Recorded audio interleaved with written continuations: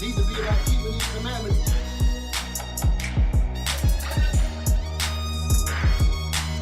This is not what I expected out of them. The true Bible, the book of our fathers. Right. The Most High has given us guidance on what we need to do. Talk to Eli. Talk to Nahshon. Talk to Ezekiel. All right. All praise to the Most High. Shalom, shalom, Israel. Shalom. Most High in Christ bless you. Most High in Christ bless you all. We're here at the Bible, the book of our fathers. We are continuing on with our series. Happy New Moon. Happy New Moon Sabbath to our brothers and sisters that are watching online. I think we're on a few platforms now, right? We got Rumble. Yes, sir. We should mention all of those things. We got Rumble and I know we've had some issues with some of the YouTube channels, but right now we're still streaming from our Bible, the book of our fathers, correct, brothers? Okay, all praises to the Lord. So we're gonna get it in. We're continuing on with our lesson from last week, repairing the damage of absent and broken fathers. Okay, and there's a subtitle that I put to this one. This is part 2, facing the reality soberly. We got to face the reality of our situation of having our fathers absent from our lives, absent from our homes, and the resulting reality that came as a result of our fathers being deleted from our households, being deleted from our upbringing. And it's a heavy situation when we go through it. So we're going to go through a few things tonight, and we're going to go into different things. I hear a lot of rumbling. Let's get all this stuff. I'm hearing all kind. Oh, you trying to get it straight over there? Right. So yes, sir.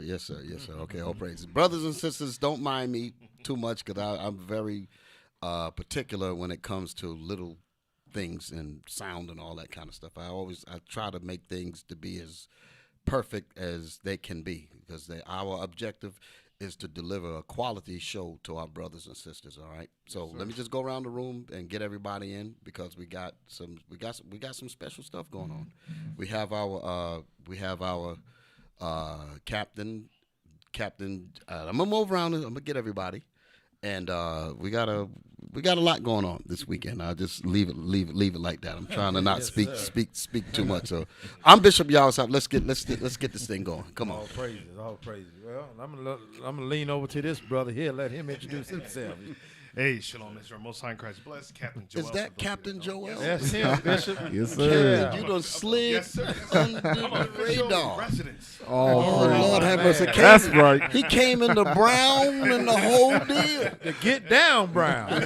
He came ready. Yes, Yes, sir. sir. I'm ready. All praises. I'm convinced I'm a believer, so I said, let me get over here to North Carolina. Yes, sir. All Yes, sir. praises. Yes, Get sir. some All of that butter praises. in my biscuit. It's an absolute It's been a honor to long have time, you Bishop. here, and I know your It's family is here. Yes, sir.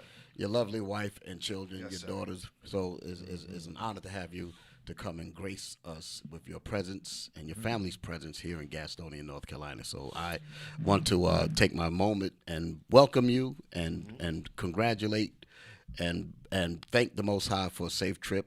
And we hope that you continue to fellowship with us Yes, sir. and enjoy your stay here with praise us. to the Most Okay. High. Thank you, Bishop. All right. All praise to the Most High. So sir. let's get it on. And I'm Captain Sarai. Most High in Christ bless. Happy New Moon, everybody. Shalom, Ezekiel. Shalom, Israel. Hey, shalom, Israel. Also not showing. Most High in Christ bless. Shalom, Israel.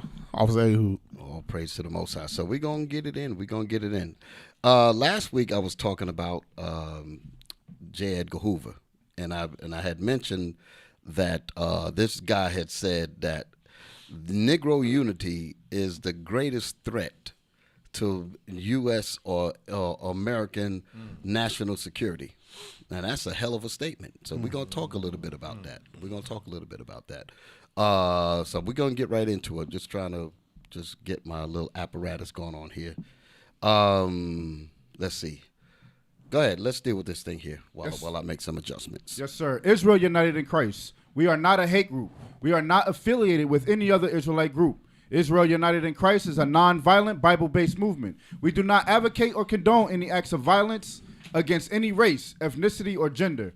We advise that if anyone hears or knows of any plots to cause harm to anyone or to break the laws of the land, you must contact the proper authorities to bring awareness to any possible threat, as stated in Leviticus chapter 5, verse 1.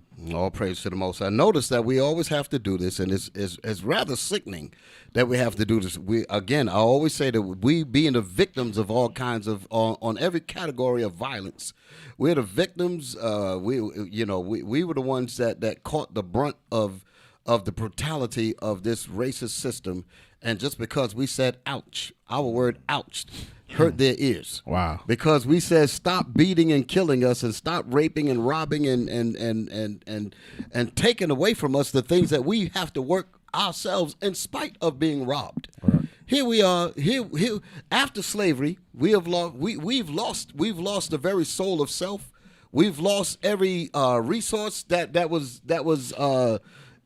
was innately in us. We've been stripped of all dignity, all human being characteristics, all wealth, everything.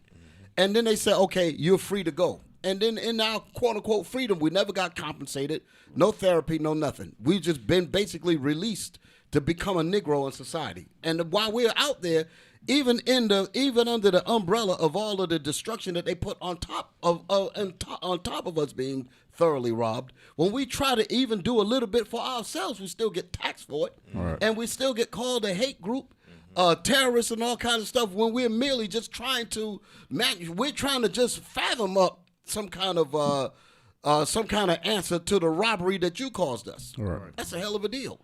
Thank you. You know, in other words, we try to pull ourselves up by our own bootstraps, and we ain't even got any. All right. They say you can't even use any imaginary bootstraps. We took your boots, we took your straps, and you better not even imagine any. That's how deep it goes. And if you try to imagine any bootstraps to pull yourselves up after we've robbed you completely, you're a hater. Mm-hmm. You're a terrorist. That's the kind of mess we're dealing with. And that's from the U.S. government all the way down to the Negro preacher, because the Negro preacher is involved in this thing too. That's right. Because they summons, they created that whole so-called Christian religion to continue to push that Americanism upon us, which is actually the detriment of our people. So, without talking too much, let's get right into it. So, like I said, I'm dealing with the topic of facing the reality soberly. That's important. It's important for us to, and if we're looking for, like last week, let me do it this way, because I remember saying that there were 4 parts of of this series that we wanted to do. Last week, I said that we needed to study what was known as the cause and effect. The cause of why we ended up with absent and broken fathers is because we broke the laws of God. As we broke the laws of God, the Lord allowed certain realities to happen to us, and it destroyed us 100%. Just totally destroyed our families, destroyed how we think, destroyed our love for each other, destroyed our unity, destroyed it all. So the cause and effect, and the effect of it was we've lost dignity, we lost our fathers, we lost our mothers, daughters, sons, we lost our community, lost everything, lost our name, we lost it all. Okay, so that was what we were dealing with last week. Last week we also showed you some of the results of a boy or a son growing up without a father, where we showed this video where this brother was running out in the street trying to kick cars as they were passing by with a green jumpsuit on, because he felt so out of his own. He don't even know where he should be. So our people are just reacting to anything.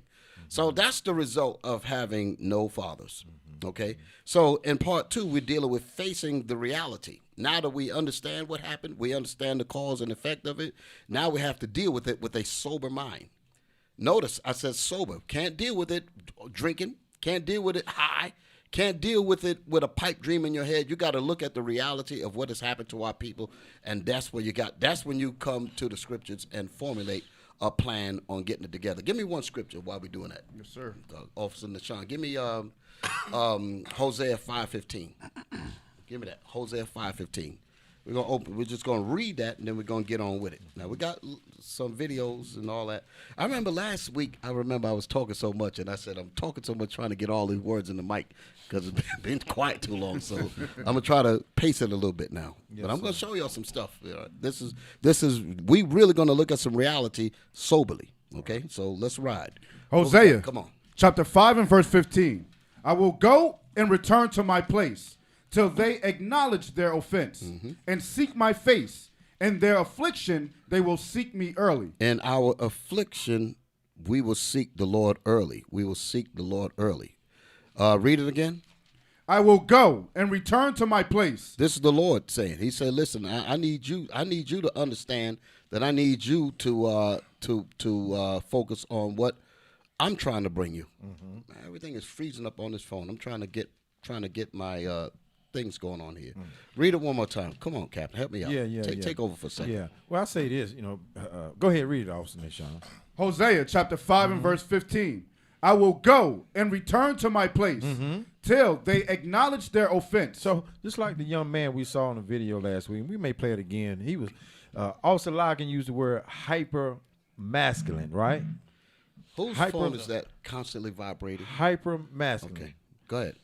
So, but here it is. That ain't gonna fix nothing. Right. That ain't gonna help nothing. Right. Okay, just like Bishop said, the drugs, the overly sexing, the clubs, all the madness that our people are going through or putting themselves in, it's not gonna help us when it comes to what the Most High God wants. You see what I'm saying? Read that again. I will go and return to my place till they acknowledge their offense. Till they acknowledge their offense. We have offended the Most High God, and we don't realize it.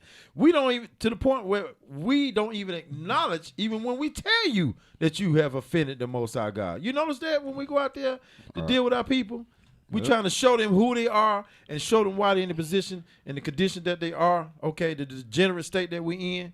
But yet, okay, they still don't acknowledge. But read on. And seek my face. That's key point right there. Seeking the Most High God face. Okay, what is his face? This Bible here, right here, the Bible book of our fathers. This is his face. Everything you want to know about God is right there, right here in this Bible. Okay? Right.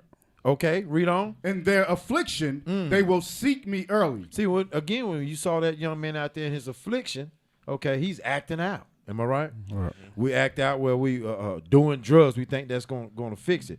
But in our affliction, okay, we have to be afflicted in order for us to get right, to get our minds focused until where we realize that we're off. Ain't nothing else helping us. Am I right? Right. Yes, sir. That affliction doesn't feel good either.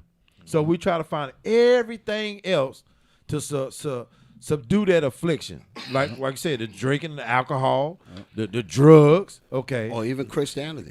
Now that's one of the worst ones now. People go to church because they don't want to face the reality. That's what they do. They're shouting, jumping up and down, acting up, talking about they got the Holy Ghost when that's nothing but a disco just carried over from Saturday into Sunday.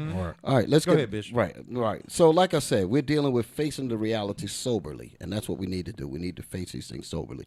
Now, I'm going to talk about J. Edgar Hoover because, like I said, I mentioned that last week, and I want to just go into that thing. So I said, let's look at J. Edgar Hoover's ambition again in more depth and more detail. We're going to bring out the timeline of his tenure.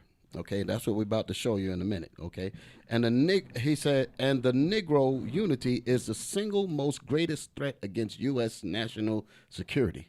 Now let that sink in. Okay, now let's read this thing here. Let's get on with it. When FBI Director J. Edgar Hoover was asked what is his opinion with the single greatest threat to the United States of America, he responded, Negro unity. Negro unity. The FBI Director, J. Edgar Hoover, was asked about his opinion of the single greatest threat to the United States of America. And his answer is Negro unity. Understand, a Negro is supposed to be a citizen. Basically, what J. Edgar Hoover did, J. Edgar Hoover basically told the whole planet Earth that the Negro is an enemy to the sovereignty of the United States of America. That puts a target on the black man's back from all institutions. Think about that. All institutions are looking at the Negro and his color as a direct proponent of the downfall and the destruction of America. So with that being said, that means everywhere we go, We have to watch ourselves. The director of the FBI said this. That's a heavy thing. So he said, he said, what is your opinion on this, on the single greatest threat? The single greatest threat, meaning there's no threat above the threat that he's going to answer to. Right. And when he answers it, he says it is the unity of Negroes. That is worse than everything. Let's find out how bad that. Let's find out how bad that that threat is. Let's see if it's worse than some of the things we're about to bring up. Go to my next piece. And the man said, he said, take a moment to let that sink in. It's getting ready. Like I said, we're going to look at this thing soberly. Come on. Let's go to that paper. Okay. Eliakim disappeared, but read that. Y'all can blow it up just a Blow little it up. Because all I want to do is read the titles. Now, hold it. Stop. I want people to see what we're seeing. It says the title, An Era of Conflict, U.S. Military Engagements During J. Edgar Hoover's FBI tenure. So he was in office during all of these engagements. Wow. That's what we're about to look at.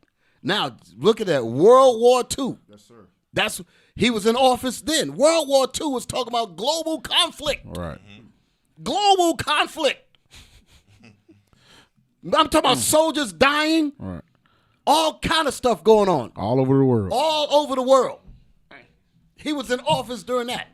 The next one says what? Move it up. The Korean War. The Korean War. And it's given a date. So he was in office. Hold it. Don't move too fast. Come back down. Come back up to what we just read. I want to get the date. World War II was 1939 to 1945. He was in office then. That was in Hitler's time. That was right, exactly. So even the Hitler situation. Right. He will have Negro unity is worse than that. Worse than Hitler. That's the point. Damn. This next one says the Korean War, 1950 to 1953. He was in office during that one. Go ahead. Move up. The Vietnam War. All kinds of people died during the Vietnam War. What's the next one? Bay of Pigs. The Bay of Pigs. That Bay of was the Pigs. deal with Cuba, with the Cuban Missile Crisis thing. That's what's going on there. He was in office during that time, 1961. Look at the next one. What's that, Loweton? Laotian Civil War. Okay. Laotian Civil War. So 1959 to 1975. right. So all of that combined. Wow. The Negroes' unity. Yeah, I knew I was gonna get your attention. You had to sit there and think about that. Go back to the picture that we were looking at earlier. Bishop. Yeah. Yes. Yes. Every time you speak, it gets Yeah. my brain like really getting into deep thought process. This is sober. We're looking at this thing soberly. You notice how we just went through all the different internal conflicts or external conflicts outside Yes. the United States. Absolutely. Now we passed by 1939 to 1945 when Right. the conflict with Germany. Right, where exactly. Hitler exterminated so-called people Exactly. that called All themselves of Jews, that, which exactly. we know the Khazarians. Right. Why didn't he say that's the most external threat Right. to the United States interest? Because they're supposed to be the Jews. It's not Right. supposed to be a threat towards them. Yeah. So why didn't he mention that? Because they all in cahoots together. Why didn't he mention the Palestinian conflict Right. of them occupying the land, that being a threat? Because they ain't the real Jews. That's why. Right, exactly. All of those points there, and then some. Because that's not. But he was in office doing all of that, and the many things that happened in between that. Crack was brought into under him. Drugs and all that flooded our community. All of those things combined. Read it again. What did it say? When FBI Director J. Edgar Hoover, Who was in office at least 50 damn years and seen all of this and experienced all of this stuff here. He was asked what? was asked what is his opinion with the single greatest threat. With all of those things that we just outlined. None of that entered into his mind when it came to answering that question. The only thing that came into his mind was Negro unity. So all of the wars and all of that we saw does not compare to the threat of black people being organized. That's telling you the enemy, that's telling you where their mind is when it comes to us. All of this so-called threats, World War and all types of stuff, Cuban missiles, none of that is equal to the danger of allowing this Negro to be unified. That's a hell of a statement. You get now let that sink in. Let that sink in. Wow. Where we at?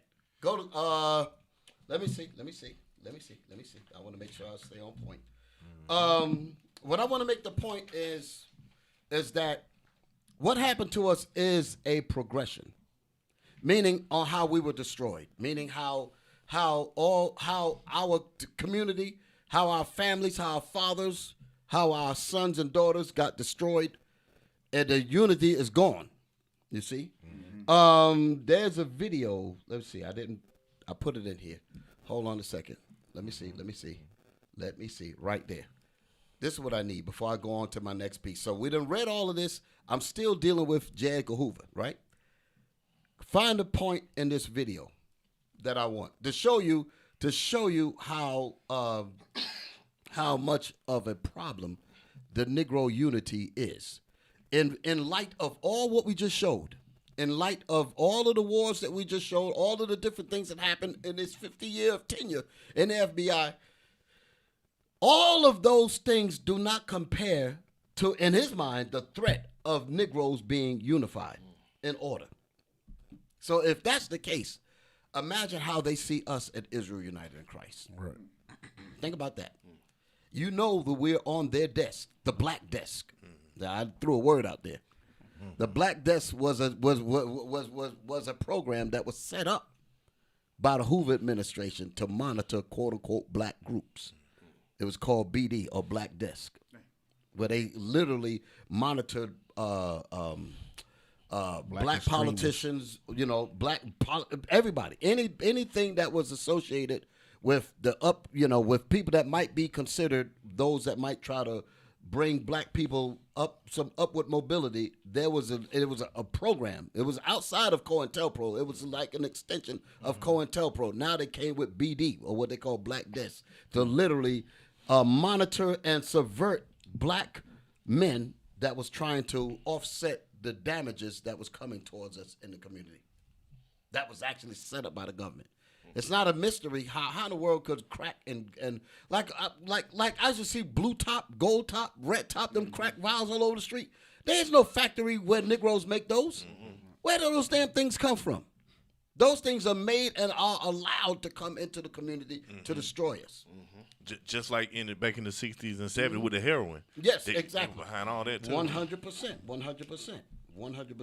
Now let's get into the video. Now what we get ready to talk about, because we were talking about the 60s, we was talking about the time period Malcolm X lived during this time. Okay, Malcolm X was around, obviously, because that was the 60s, and Malcolm X has split from the Nation of Islam. Y'all know the history on that. And he has set up an organization called the OAAU, the Organization of Afro-American Unity. And again, there's that word again, unity. And J. Edgar Hoover saw a problem with unity, to the point, I'm going to let these men speak to it now. I got a video that I'm going to show y'all. I'm going to let them speak to it because they were back there. These people were a part of Malcolm X's situation. They were back there. This man is Mr. Bailey. I forget his first name, but he was actually in the Audubon. Show the pictures so people know what I'm talking about. This man was in the Audubon ballroom when Malcolm X was assassinated or murdered. Okay, he was there. He was there. So then you got other people that were around during Malcolm's time. I think at this panel you also had Betty Shabazz, which is the wife of Malcolm X, and you also had Sister Soldier, who wasn't born at this during this time, but she's a Advent a serious follower, and and like the philosophy. A lot of people don't know who she is. That's why I'm saying I'm not gonna say a lot of people don't know who she is, but a very outspoken black woman, and love the sister, excellent sister. Play it. I'm talking too much. Let it rip. So I'm basically letting y'all know this was actually on the Charlie Rose show. And he was interviewing these people about what you're about to hear now. So keep in mind, I'm talking about J. Edgar Hoover's his antithesis for black unity, his absolute hatred. Go ahead, hit it. Because we haven't touched on it, I just want to do it very quickly to understand his international position. He's talking about Malcolm X. He's talking about Malcolm X. Of the United States government. When Brother Malcolm went to the OU conference in 1964, the summer of '64, he was the first African American who sat in on that conference. Right. As a direct result of that, in 1964, when the UN debate occurred on the Congo, a minister from Guinea compared what was happening in the Congo to what was happening in Mississippi. A minister from Ghana did the same thing. Pause it. Because I don't want too much of the stuff to go. So what was happening when Malcolm went on the world stage in the UN and started speaking on behalf of the so-called Negroes' plight in America, world leaders began to take a notice there, and they were actually quoting Malcolm in a lot of their speeches. This was a problem, again, to J. Edgar Hoover. So that's what's happening here. So you got these leaders that's actually speaking up, and they're quoting Malcolm on a lot of this stuff here. So when he was there, J. Edgar Hoover took notice. Go ahead. From Indonesia said raid on Stanleyville has hidden purposes. Will U.S. tolerates similar acts to save Negroes in the United States of America? So you see, he had laid that foundation at that OAU meeting. Internationalizing. That's why he called it. That's why he called it a human rights organization. We were not called a civil rights organization. Right. We were a human rights organization. Pause it right there. Notice the difference. He's saying that we weren't talking about those civil rights. He was talking about bring our plight to the human level, human rights. Because his point was to take the United States and charge them in the UN for violating human rights. Because civil rights meaning that it happens within the jurisdiction where these violations occur. You have to take it to a world court. That was Malcolm's point. He said you have to take it to a world's court. And when you take it to a world's court, then you get the weight of all of the nations who could weigh in on it because it's in a world court. That was a problem to J. Edgar Hoover. That's that unity that he said he couldn't have a problem. He had a problem with. Go ahead. National term. And I think what's important here is to recognize that 4 days after the founding meeting of the Organization of Afro-American Unity, J. Edgar Hoover issued a memo from Washington to all 50 directors of the FBI in the major cities. And the last paragraph of that memo said that Malcolm X was a subversive, and this organization that he created was dangerous, and a counterintelligence operation would have to be initiated to discredit Malcolm X and his organization. Now, I have had access to this particular memo. It's never been published. But this indicates that with the full knowledge of the United States government, the head of the Federal Bureau of Investigation moved to destroy Malcolm X and his organization. And I don't think it was accidental that less than a year after that memo was circulated, that Malcolm was assassinated and the organization was in disarray. We will pick up on that. Did y'all hear that? That's a hell of a statement, right? So there was a lot that he was saying. There was a point that I wanted to stop him while he was saying it, but I think y'all got the gist of what he's saying. The FBI, J. Edgar Hoover saw Malcolm as a threat, a serious threat, and they said they trying to subvert him. Basically, what I wanted to do, now I remember why I wanted to stop it. That's what they're trying to do to us. Back it up a little bit. I want to hear those points that he was saying when he starts speaking. Go ahead.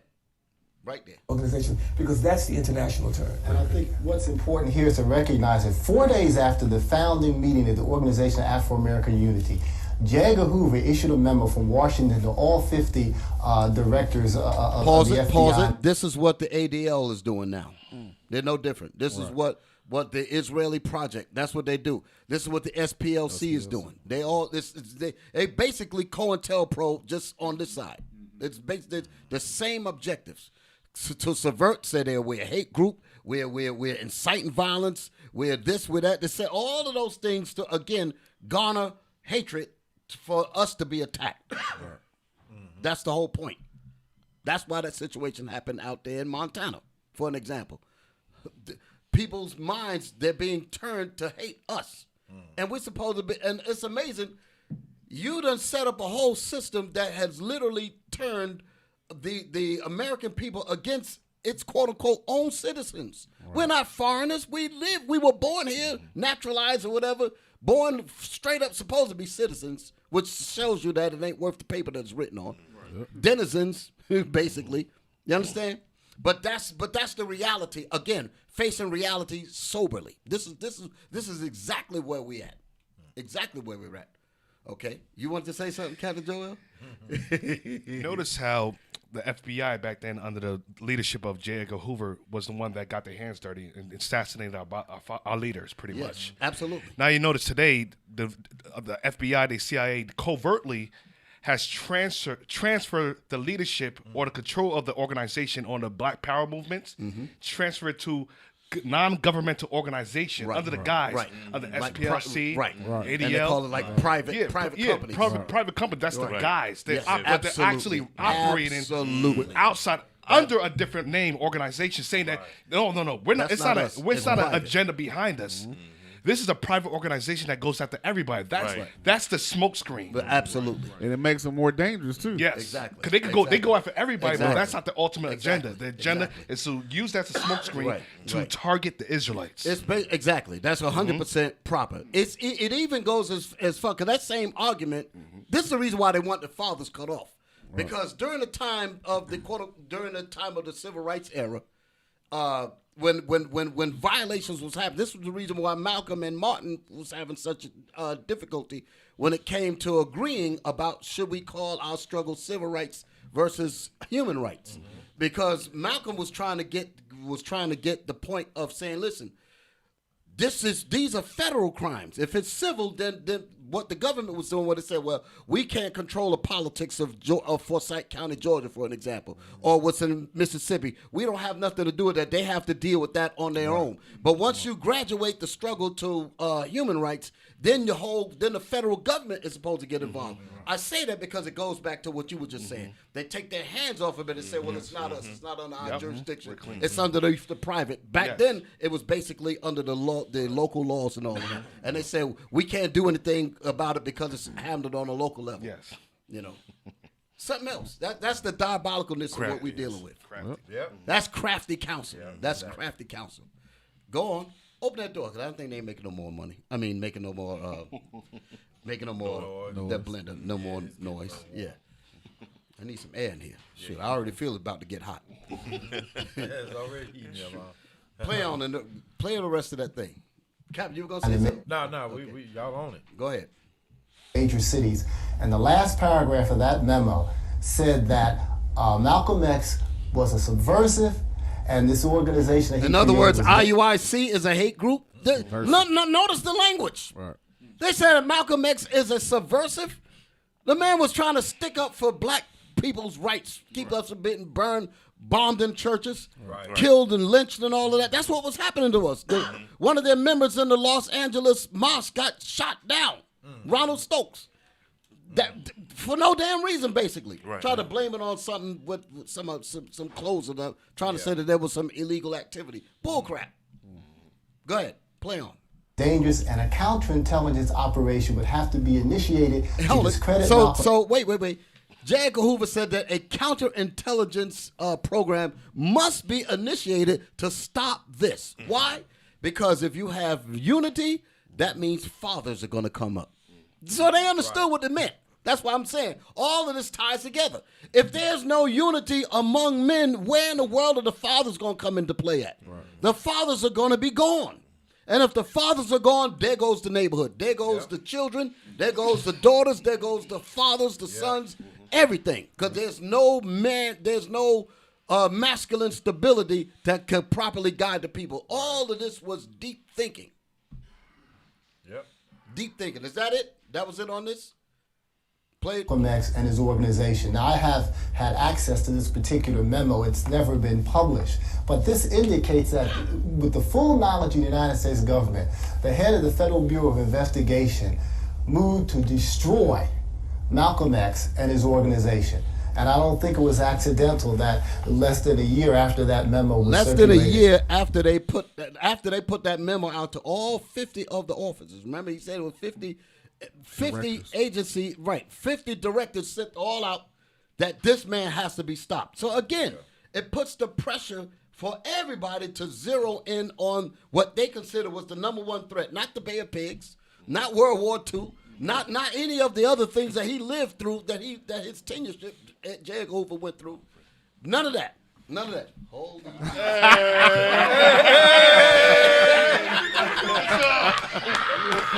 Lord have mercy. I don't know what to do now. Man, I feel like getting up man, they done crashed the doggone. Lord have mercy. It's only popping down. We're going into. Hey, boy, I tell you, this is absolute. Man, Lord have mercy. Israel. Lord have mercy. Oh, Lord. Hey, wow, man. Wow. We get ready to take all kinds of turns right now. We get ready to take all kinds of turns right now. Hey, brothers and sisters, let me say something. Come on in here. Yeah, I'm getting up. I'm gonna say something. You know I ain't got my glasses. All right, it did. I ain't got my glasses. I can barely see, but go ahead. You're gonna be all right. Brothers and sisters. That's a takeover. Baby. My first time. All right. Hey. This your show. This your show. Lord have mercy. What's going on here? Come on now. Bishop, they just running. They ain't got nervous? What the hell is this? I don't know. Everybody got nervous. Yes, sir. Well, What going? damn. Where you going? What Your whole staff left, Bishop. We're going over the repairing of damaged and absent broken fathers. Oh, wow. So making the point that there was a systematic effort to destroy the Israelites, to destroy the whole nation of Israel, and the number one key component of how they did it was that they destroyed the black fathers. Right. And by destroying the black fathers, the umbrella to do that was to destroy the leadership, destroy especially during the 60s, right, and the many things. One of the things that I pointed out, you definitely love this. I was showing the tenure of J. Edgar Hoover. J. Edgar Hoover was in office for nearly 50 years. And during the 50 years of his tenure, this country, with J. Edgar Hoover in the seat, went through World War II, went through the Bay of Pigs with the Cuban Missile Crisis, went through, World War II? What was the other one? Put that thing back up there for a second. I'm just bringing you... The Korean War. The Korean War. All of these things here.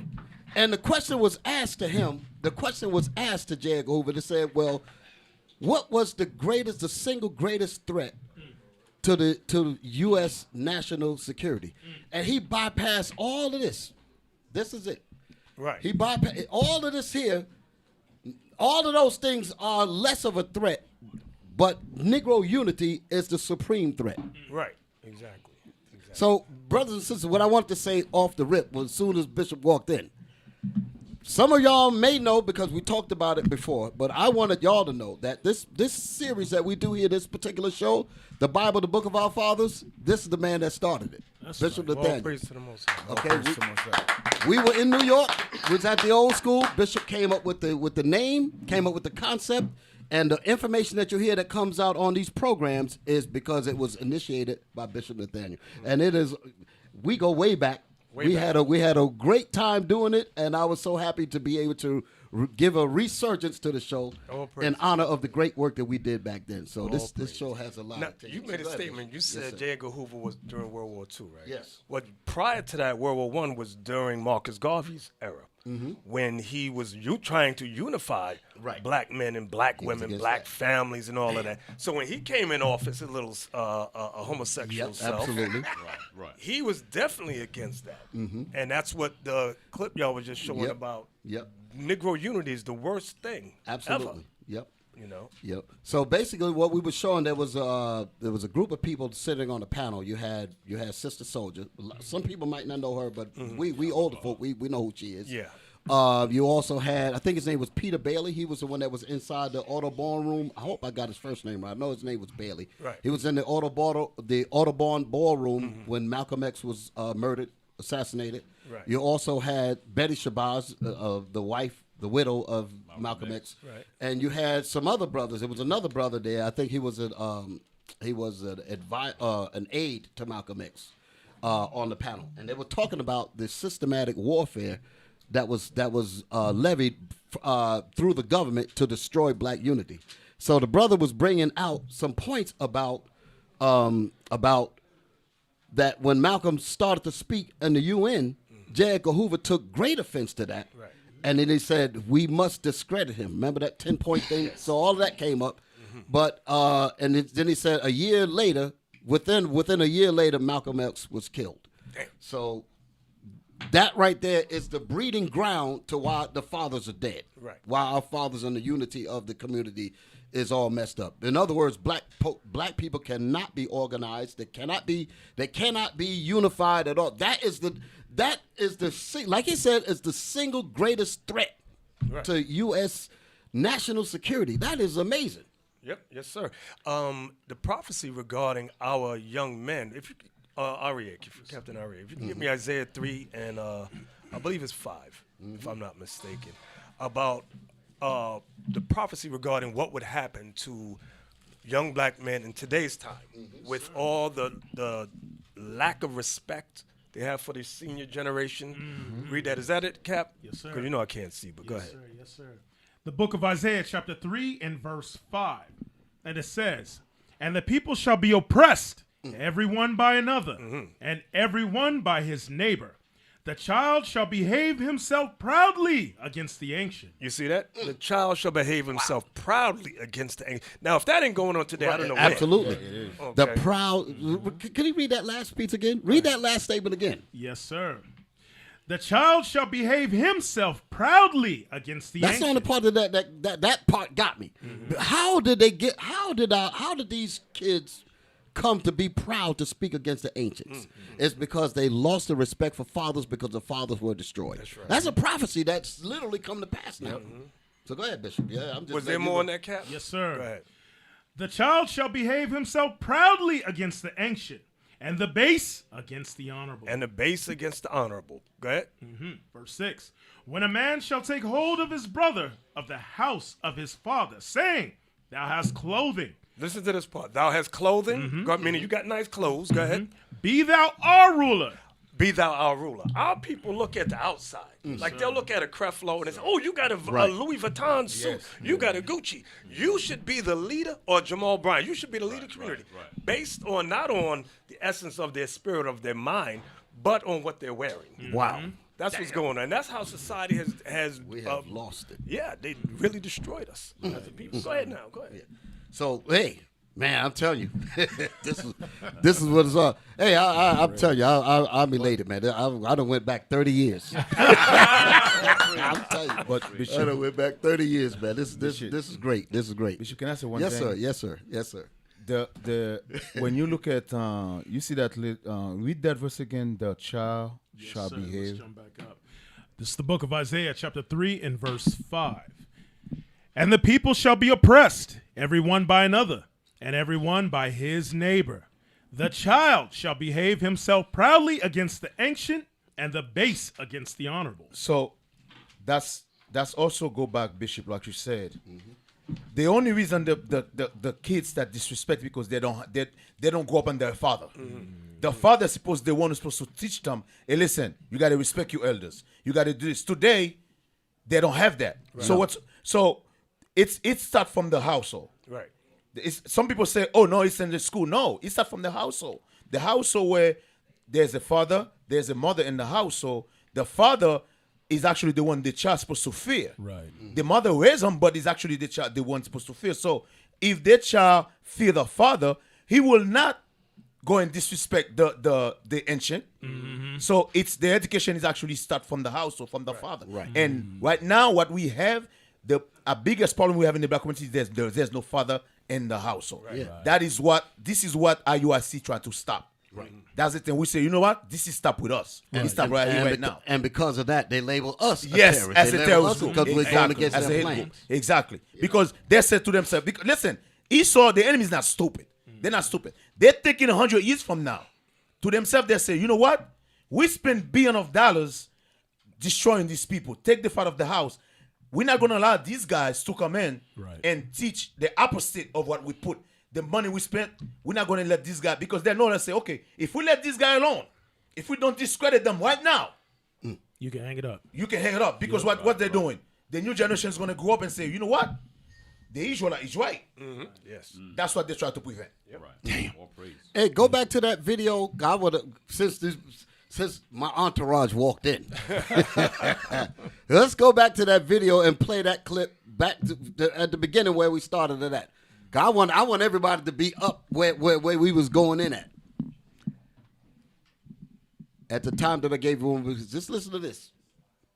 If we haven't touched on it, I just want to do it very quickly. To understand his international position is why you have to understand the hostility of the United States government. When Brother Malcolm went to the OEU conference in 1964, the summer of 64, he was the first African American who sat in on that conference. Right. As a direct result of that, in 1964, when the UN debate occurred on the Congo, a minister from Guinea compared what was happening in the Congo to what was happening in Mississippi. A minister from Ghana did the same thing. A paper from Indonesia said raid on Stanleyville has hidden purposes. Will U.S. tolerates similar acts to save Negroes in the United States of America? So you see, he had laid that foundation at that OAU meeting. Internationalizing. That's why he called it. That's why he called it a human rights organization. We were not called a civil rights organization. We were a human rights organization because that's the international term. And I think what's important here is to recognize that 4 days after the founding meeting of the Organization of Afro-American Unity, J. Edgar Hoover issued a memo from Washington to all 50 directors of the FBI in the major cities. And the last paragraph of that memo said that Malcolm X was a subversive, and this organization that he created was dangerous, and a counterintelligence operation would have to be initiated to discredit Malcolm X and his organization. Now, I have had access to this particular memo. Stop. Don't run past that. You know what's so heavy about this? What he just said? I know some of you All thinking, 50 directors. Yes. Some of you thinking that can never happen to us. That's happening now. That's going on now. We're the ones that they're talking about. Listen, they have meeting. They having meeting right now as we speak. Yep. To discredit the Israelite. Yep. That's right. They have a meeting. First of all, when you go that list, they put that on the head group. They put the KKK number 20. Right. They put us number 1, number 2. Number 3. Number 3. Yeah. That's 3 part on of the slot. discredit. Yes. Right. Some of you guys don't think that's part of discredit us. So what they try to, they say, okay, you know what? Let's start discrediting them right now. Right. Before they get bigger and bigger and bigger. That's what they did to Malcolm. Hey, That's Deacon. it right there. Yeah. That's Look at it. that. Look at that. Look at that. We number 3. America's largest hate For group reading the Bible. for reading the Bible. Right. Yeah. But And go up. Look at the KKK in the Where's the bottom. KK? Yeah. The KKK lynch people. Damn. Murder. 20. They put them number Did y'all 20. see this? For centuries they've been doing it. They put them number 20. Name the atrocities, y'all. What is it? Lynchings, burnings, Burning. rape, all sorts of things. Terrorism. Black people didn't have nothing to do with January 6th. Right. Yes, sir. Nothing at all. Yes, sir. Now, what we saw with Betty Shabazz and that Peter Bailey and that Peter other guy. Bailey. Right. Give me that in Psalm 64 and 2, if Right. I'm not mistaken. You got that right there? Well, yep. But go It's ahead. already loaded up. Go ahead. Read that.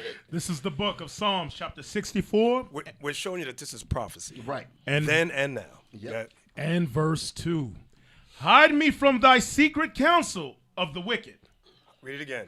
Hide me from the secret counsel Hide me from the secret counsel. Go ahead. of the wicked. Of the wicked. From the insurrection of the workers of iniquity. From the insurrection of the workers of iniquity. They are plotting, they are planning.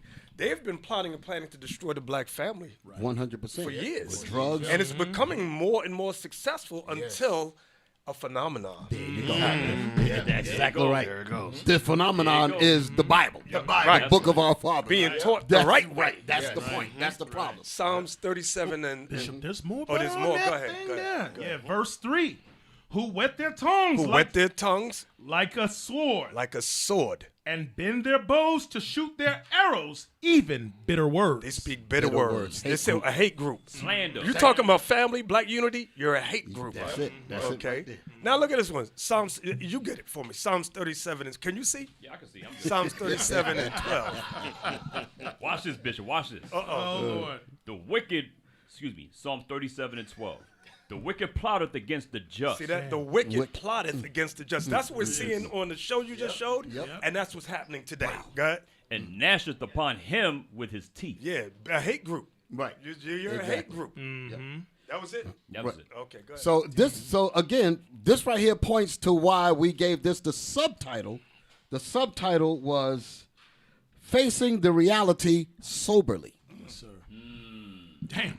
It's enough to we understand what the reality is. Yeah. We understand what the reality is, but we can't face it with rose-colored glasses. Right, like- can't face it with Christianity on our mind, because Christianity will tell you that you ain't feeling it. But if you're looking at it soberly, you're going to realize that this is not our rest. You're going to realize that this whole system, like the Bible says, we shall be hated above all nations for the Lord's name's sake. That's right. It literally means that. Hey, Bishop, can we go back to that though? That Psalm 64. You know, in the words of Bishop Yasa, there's a lot of butter there for that biscuit. Read verse 4. Verse 4 and 5. Yes. Well, hey, listen. The oven is the Most High's oven where the biscuits are cooked. Yes, sir. And the Most High got the oven in IUIC. That's so, right. That's Psalm right. 64 verse 4. That they may shoot in secret at the perfect. Suddenly do they shoot at him and fear not. You see that? We're the perfect. Right. We are the perfect. All That's right. It right. says that they shoot secretly. Why? Because they work evil upon their beds.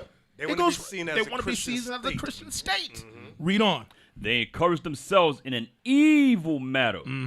They commune of laying snares privily. You see that behind closed doors. It'd be secret, organized meetings unbeknownst to us as a Like people. APOC. Yes. Right. exactly. Israel The Israeli Project, Project. Canary all of Mission. that. Yes, all of sir. that. All of that. SPLC. Don't leave SPLC, none of them out. We don't ADL. leave We don't all leave of them them. out. Right.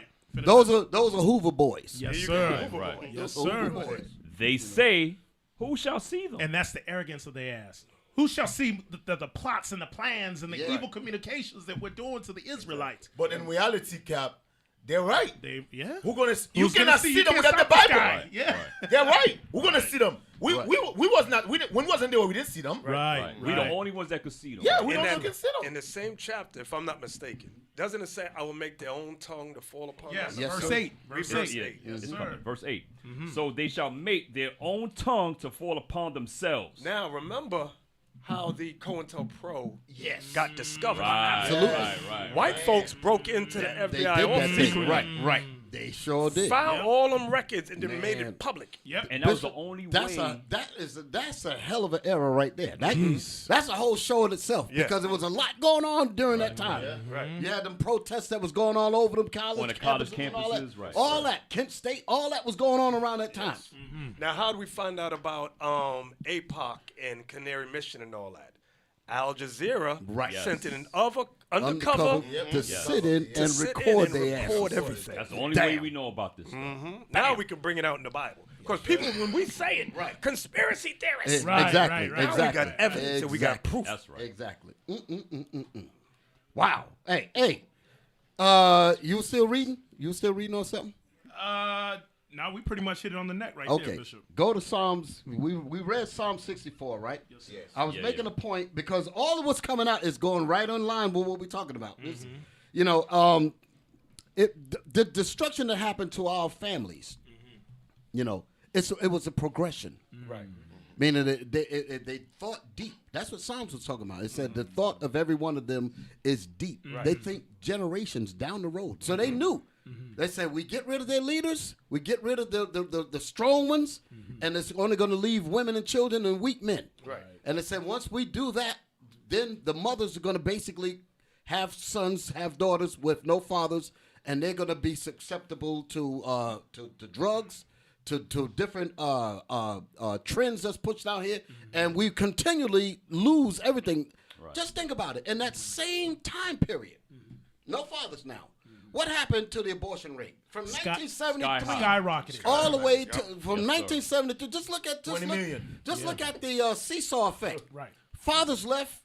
Abortions went up to what did it say the numbers was? I keep 20 It was million. 20 million. like About 19 million Right. since that they From 73. right till like a few years ago. It's 20 million now. Now you remember million now, you had stressed. Now this is just counting the Southern Kingdom. We ain't even Right, into exactly. the Northern Kingdom Exactly. as of yet. Right. So Not only that, Yeah. fathers are gone, Right. daughters are out here going wild.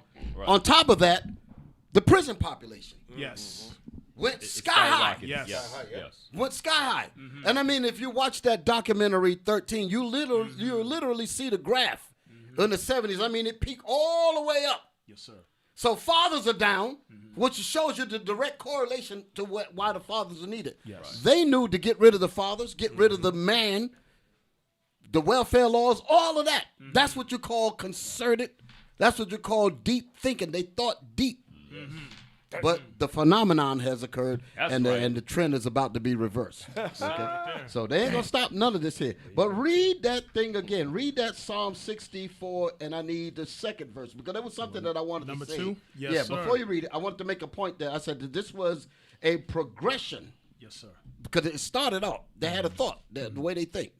And I said, in planning, not merely just dreaming, there's a difference. Because I'm gonna get to that when I get to the videos. There's videos on a very popular interview that's going on right now concerning the movie that was just released by my brother James. Yes, sir.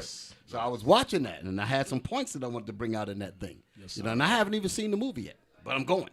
Lord willing, got to see that thing.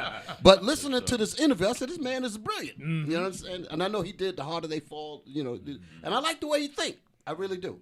So, in the progression that happened to us was in planning, and it's not just dreaming. He's not dreaming. He's not meaning what happened to us.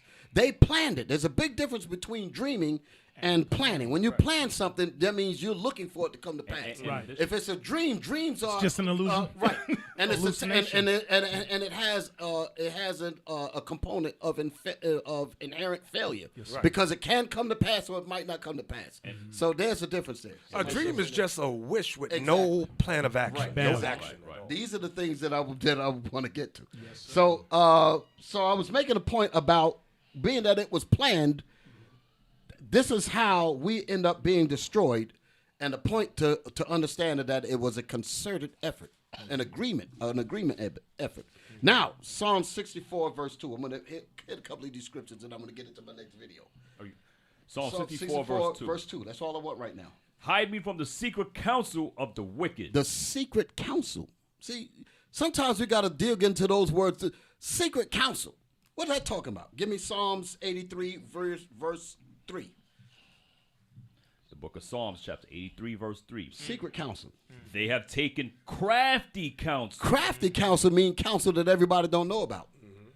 Meaning that they're thinking deep, like I was saying earlier. It's a progression of deep, concerted efforts to maintain a particular objective through planning, not wishful thinking. They've taken the time to really think deep on how to do it. And they research these things, Bishop. Right, exactly. So that's why it says in Psalm 64, verse 5, I'm just reading it real quick. It says, they encourage themselves in an evil manner. They commune. That's the secret counsel. They commune of laying snares privily. They say, who shall see us? Right. They say, who shall see them? That's because it's in secret. They search out iniquities. They know we like music. They know we like sex, this and that and the other. So they will amplify those things, put those things in your face, and just said, let them go at it. And meanwhile, there's no structure, there's no father, no nothing. So that's a trajectory for destruction. You're just going to go right into it. With no guidance, you're going to go directly into that thing. Right. So it says they commune of laying snares privily. And this was verse that's verse 5. Verse 5. They say, who shall see them? They search out iniquities. They accomplish a diligent search. This is the planning that I was talking about. The concerted effort, a diligent search. Both the inward, this is the point, both the inward thought and every one of them and the heart is deep. So knock out the leaders, knock out the fathers, change the gospel, so to speak, bring homosexuals into the church. I saw something, Bishop, on it was a TikTok video. I don't know who this guy was.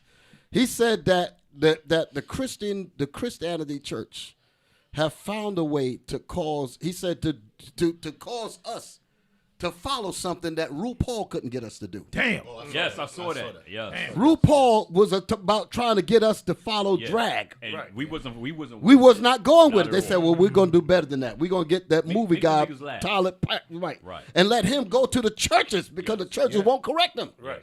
And once it becomes accepted, laughter, they're laughing because he's laughing. You laughing on these programs. Yes, Next thing you know, they're bringing drag all over. That's deep counsel. Yes. Yes. And no man in the church stood up and said said a anything. The church used Tyler Perry. Yeah, that's what I'm saying. They use him. Yes, bring it as a They use Tyler Perry to do what RuPaul couldn't do. Right. Right. I Medea. did see that, yeah. Medea. Hey, one of the things they did, using the church as an instrument of wickedness. That's Right. what they did. Absolutely. They had one of the things, because even during and when you're reading the scriptures, they had to get rid of God's laws. Right. Look at Leviticus 19:32. I'm gonna show you something. Yes, sir.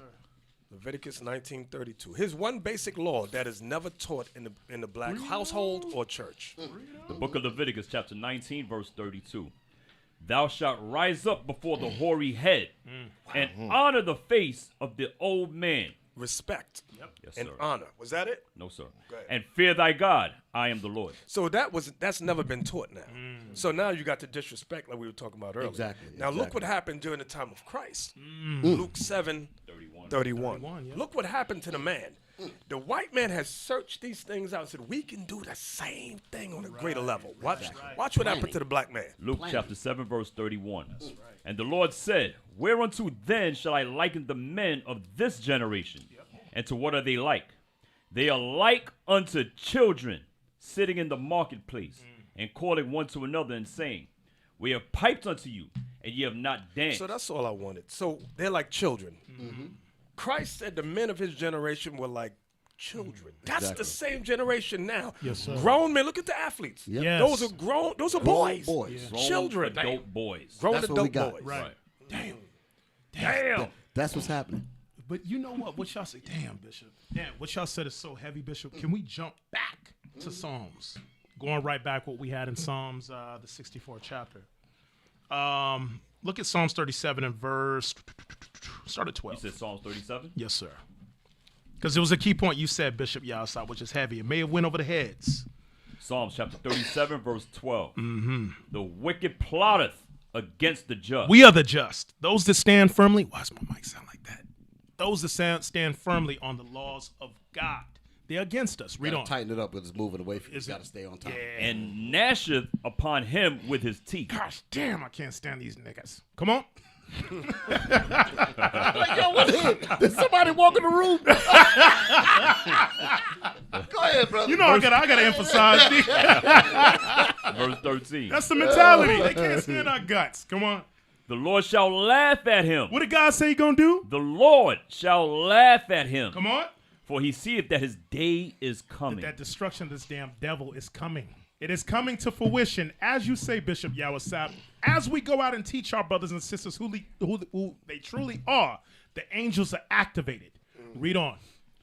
Verse 14. Come on. The wicked have drawn out the sword and have bent their bow. We just read that back in the previous chapter in verse 36. Read on. To cast down the poor and needy. Who's the poor and needy? When you read the book of Isaiah 14, that's going into Israel. That's us, brothers and sisters. We are the poor and needy. Not so much as just the poor in the streets, but the poor in spirit. All right? We don't know who we are today. Read on. And to slay such And to do what?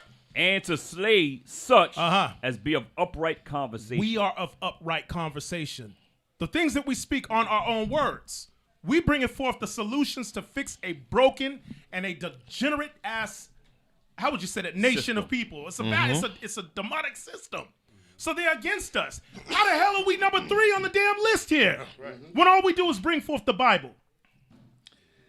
Hey, Go ahead. if I'm gonna interject too, Yeah. you have world global governments that have nuclear capabilities Cap. that actually pose as a national threat to America. Right. You have countries saying death to America. Yeah. But for some reason, they put a concerted effort towards black people to put more plots in places to destroy us than they do to North Korea, do Iran. Right. But why is it that they put so much attention? Because they understand that those nuclear powers these governments hold, that's nothing comparison to what black people hold. Absolutely. And if I get Ecclesiastes chapter 9, verse 18, and you got to ask yourself a question.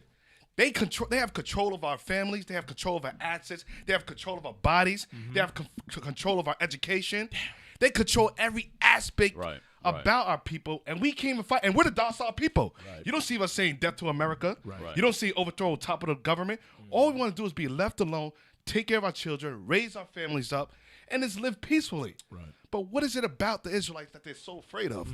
Ecclesiastes 9, verse 18. Ecclesiastes chapter 9, verse 18. Wisdom is better than weapons of war. The white man understands that wisdom is better than weapons of war. The wisdom that we have to unify the nation will be the finger to push those nuclear missiles that they created. Absolutely. That's how powerful wisdom is, to bring the black family together. Read that one more time. Wisdom is better than weapons of war. Wisdom is better than the Satan 1, Satan 2, the Moab bomb. Wisdom's better than Patriot missiles, all of that. But we'll read on. But one sinner destroyeth much. There's always a nigga in the bunch. Damn. Yeah. There's always a nigga that crab in the barrel that destroys everybody. You know how much damage one ignorant Negro can do? The day of Geechee is over, boy. That's a heavy deal. That's a heavy deal. Sir. I'm getting ready. I want to move to my next piece, but I want to say something to wrap up this whole thing with J. Edgar Hoover. Yes, sir. Although Hoover is dead, I wrote this. I want to make Hallelujah sure I for that. Oh yeah. Yes, He's been dead a little Thank you, while. Jesus. All praise. Thank God. Hallelujah. Don't clap yet. He left his imprint, didn't he? There you go. I know. Because their fathers continue. Yes. Our fathers are gone, but their fathers continue. Like I said, although Hoover is dead, the well, like a water well, the well of evil that he spewed has seeped into the soils of every institution in this country. Right. And the roots that grew in these soils are trees of these different institutions and whatever. Those eugenics trees. Right. All of those things. Those roots have produced trees of budding leaves that sends hatred out to all the Israelites. So although he's gone, his tentacles went still into there. every nuance of the society. yes, sir. Everywhere you go, you feel the effects of Hoover. Yes, sir. Damn. Damn the devil. So now let's move on because now I want to talk about my brother James Samuel. James Samuel. Let's get it in. Let's get the video. We saw the movie. Yeah, and I didn't get to see it yet. And that's all right for now, because I'm gonna go get it. But when I listened to what this brother was saying, I just had to take notice. Find my clips, and everybody. Oh, y'all all gonna want to jump in on this. Now y'all probably already saw this, but y'all know how I am. I be trying to get them other kind of little nooks. Yeah. But anyway, you got the point. This is when I speak about James Samuel. He speaks on the movies that he made, like The Harder They Fall. Great movie. The great movie. Right, the great movies. The Harder They Fall and The Book of Clarence. Okay, now I want to go to the first clip. I gave it to y'all. The first clip. Listen to what he's going to say. And again, it's going to tie in to the importance of fathers. Even though he's not saying it, you got to know how to put the pieces together. Watch this. Play it. It's the first clip that I gave y'all. I just pivoted into The Harder They Fall. So The Harder They Fall. hold on, let me set it up. Charlemagne is asking him about. He said, "Tell me about yourself and how you got this drive to do these great movies." Okay, so he's answering that. Start it again with the there you go. Hit it. And from there, I just pivoted into The Harder They Fall. The Harder They Fall took like 15 years to make, right? And everyone telling you it's never gonna happen. It's too big. You can't do that for your first movie. Your first movie should be like 1 million or 2 million. There was a guy called Andrea Ievolino. He said, Pause it, because I gotta say something on that. He said that when he first started, he said that he was getting basically opposition to say, "Yo, you're going too big." They were discouraging him. Exactly. Right. He's not from that school. He's not from that mindset. And this is why I always make the point. This goes way back, Bishop. This goes back when, remember, I was telling you the story about when we had 12 Tribes production where we were making the videos with Yasha and all. Yes. So we were working in that. That was a company that we had built that we were doing inside the old school. And you had Central Command, which was Lahab and the other brothers, and they were trying to work on a video department as well. And one of the leaders came to me and said, "You're working." In other words, he said, "You're putting too much effort in 12 tribes." He said, "Remember, this is grassroots." I got mad. Remember, I told you about that. Oh. He said, "This is grassroots." Slow down. Yeah. And I was like, "No, I like to. No, I want to put my best." It was analog, all that, but it was our best. It was yours. It was our best. Yes. It was our best. So anytime I hear a speech about doing something half-assed, that bothers me. Yes, sir.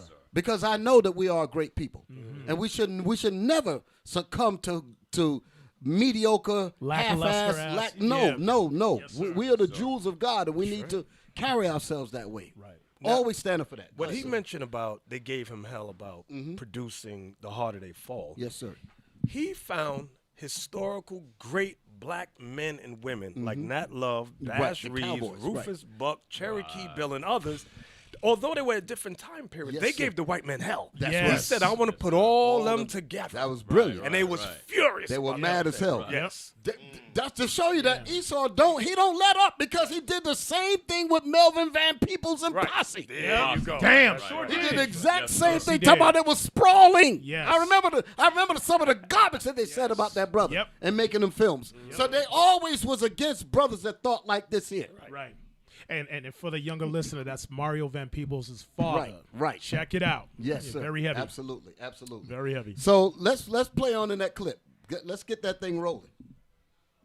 1 million or 2 million. There was a guy called Andrea Evolino. He said to me, he said, "James, do you know this movie is too big?" He's telling me, it's too big. It's too big. Take 5 million, do something small, and if that's successful, I give you more. And that's Stop. I didn't let that go by. I'll give you more. You heard that? Like I'm He your said, dad. if you do good, I'll give you more. Damn. He should not have to say it. He said, my people will back me up. Right. Right. Right. Right. Right. What do you mean you'll give me more? And normally that stifles us. Yes, sir. Yeah. That slows us down. We will never get out of anything if we're waiting for the approval of them. Absolutely. Yes, sir. We will still, Bishop, we will still be in your basement if we waited for them. Damn. If we waited for them, we would still be in your basement. Not really. Because you'd be like, y'all niggas, y'all get out of here. You done broke my damn toilet enough. Damn. That's it. Ate up all his food. Man, yo, we got some stories. But go ahead, brothers. Go ahead. "James, do you know this movie is too big?" He's telling me, it's too big. It's too big. Take 5 million, do something small, and if that's successful, I give you more. And that's, when Hope says, "I drove by the fork in the road and went straight." Stop. Whoa. That statement there. I've never heard no one bring it that way. Because you would think, when you get to a fork in the road, you think gotta about go like, left Left or right. I got it. So he said, but what's wrong with straight? Right. Yes, sir. Why should I second guess and go through like Carter G. Woodson? That's how I correlated it. Carter G. Woodson made a point in his book, and he said that black people are trained to go on the side streets or go to the back door and not walk through the front. The road is straight. Now, granted, in a real situation, it might be better to go to the left because you don't know if it's.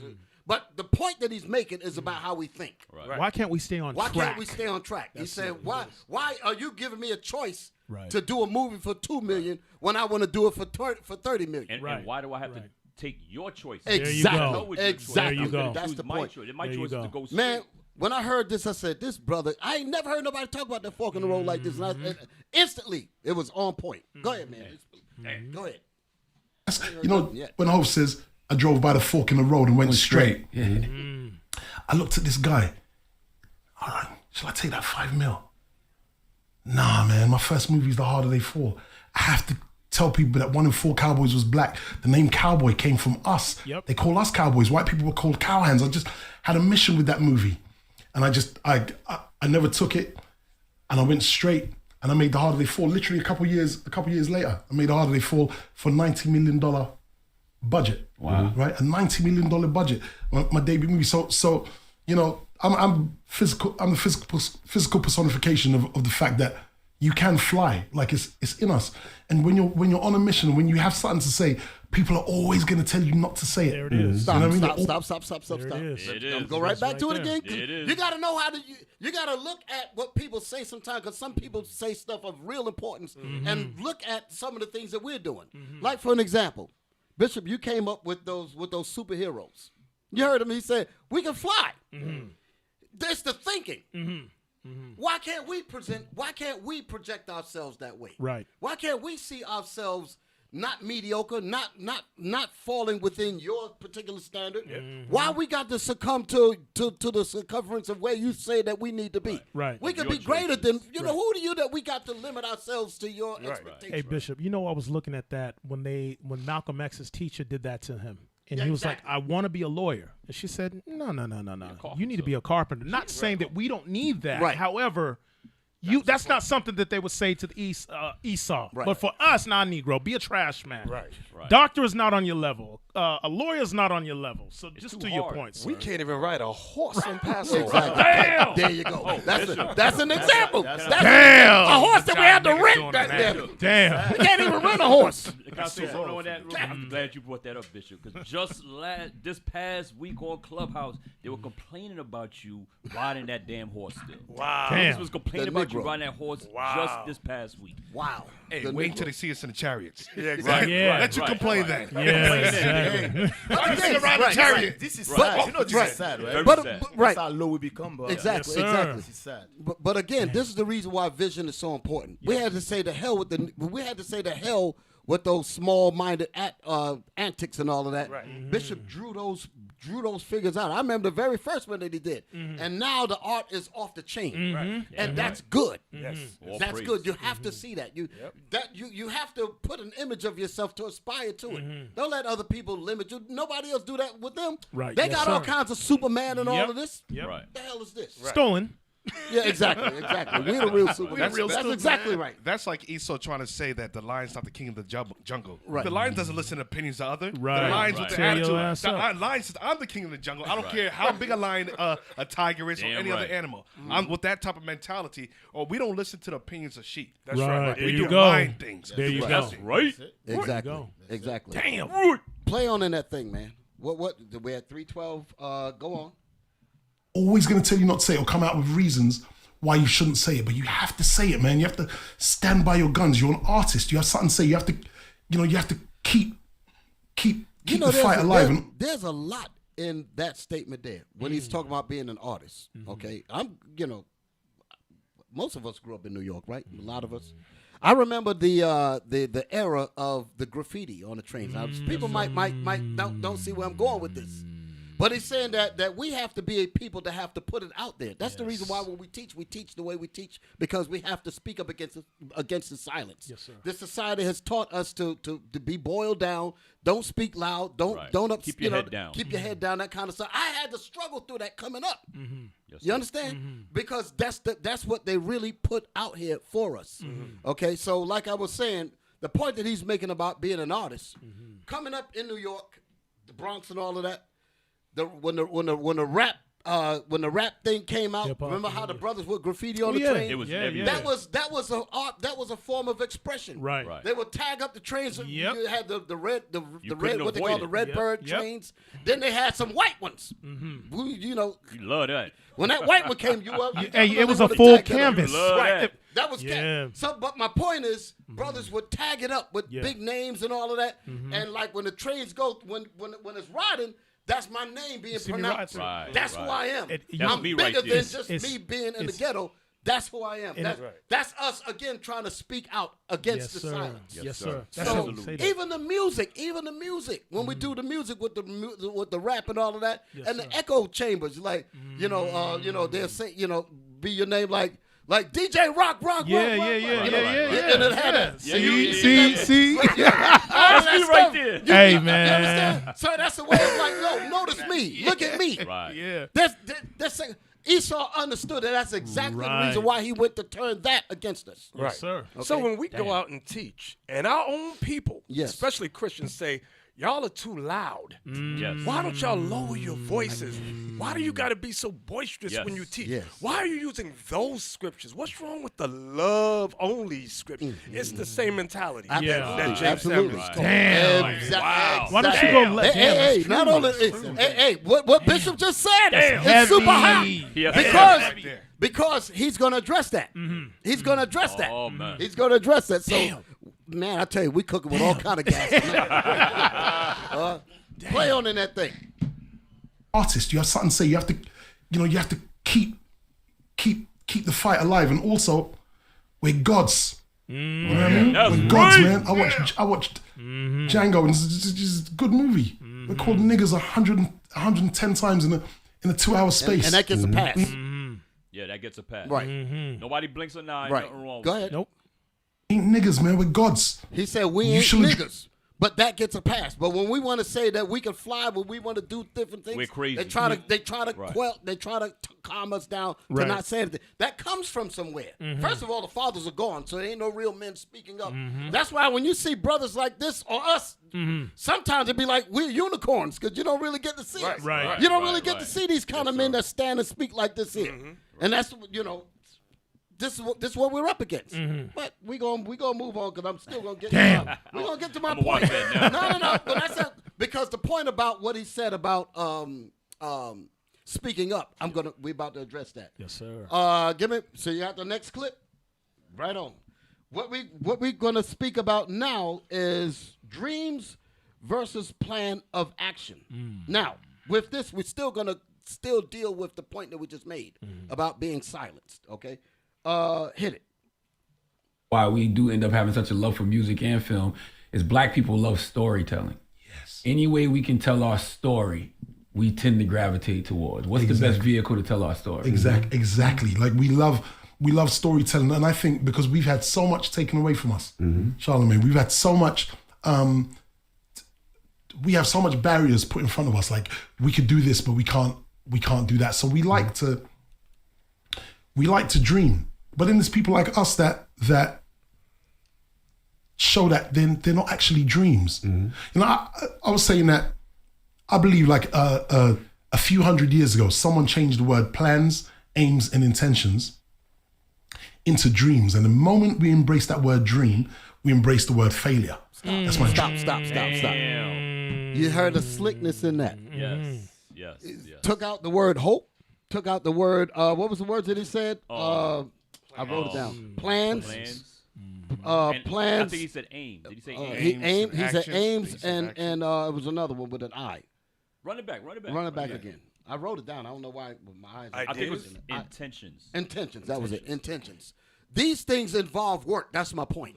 When you have a plan, you have to work the elements of a plan. Right. You have to work the elements of an idea. You have to organize and put things together to formulate the starting point, and then you have to see its way to fruition.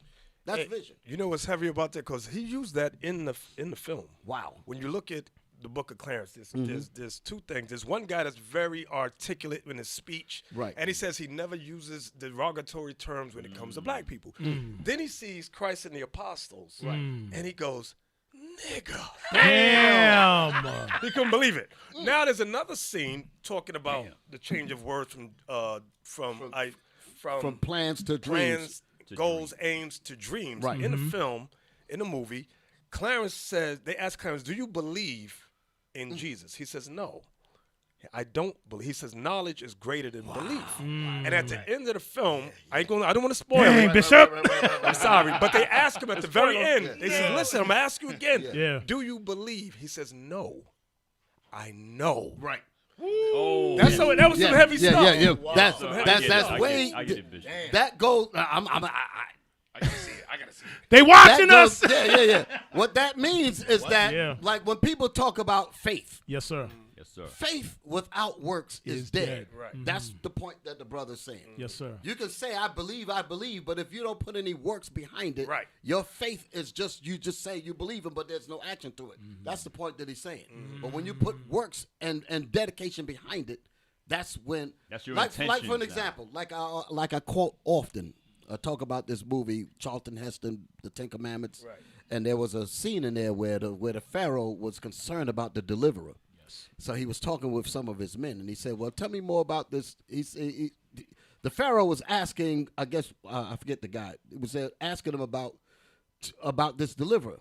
So he said, "It doesn't matter what we believe. The problem is, do they believe in him?" Right. So he wasn't just saying that they believe in him just for effect, just for mere faith per se. If they believe in him, they're going to work towards that belief, and they're not going to honor me. That's what he was afraid of. Yes, sir.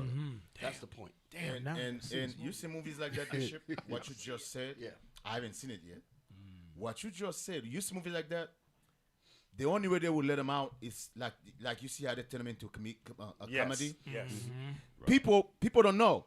There's a message. You see, we're watching stuff for entertainment. Right.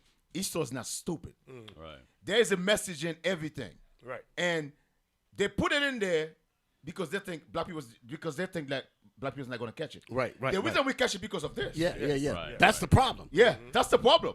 The Bible is the problem. We would not catch it if it wasn't this. Right. So they obviously told me you cannot do a serious black film on Jesus. Right. Comedy. Make it a comedy. Right. But as just like Dave Chappelle is clever to bring truth right there. through That's what I comedy. see with this brother. That's what he did. He is brilliant. That's what he did. He slipped it past their racist asses, and we figured it out. That's exactly what he did. He slipped it past. Hey, because you think about it. Who was that? Was it Danny Glover? Who's trying to come out with a movie and Hollywood shut it down? Yeah, It was Danny yeah. Glover. We didn't hear nothing else about it, and his angle, it was straight and direct for the most part, but we didn't hear it. Just faded away. Yep. You know why, right? Because Danny Glover was trying to come with the Haitian Revolution. All right. But the reason they said that movie, they actually said that movie will never be made is because there is no white heroes in there. Right. So they said that movie will never be made. Yeah. Hey, I'm gonna hip you out of something. The movie Glass. Samuel Jackson. Yes. All the different James personalities. McAvoy. Yes. The woman at the end says, we cannot let people see superheroes. Wow. Because it will spark something in them, and they'll all become superheroes. We can't allow that. They know. So, right, that's why they can't show a serious black Jesus. Exactly. No, It'll change it up. Yes. But they can make Passion of the Christ all over the place. There you go. Damn. No problem. No problem. Right. Yikes.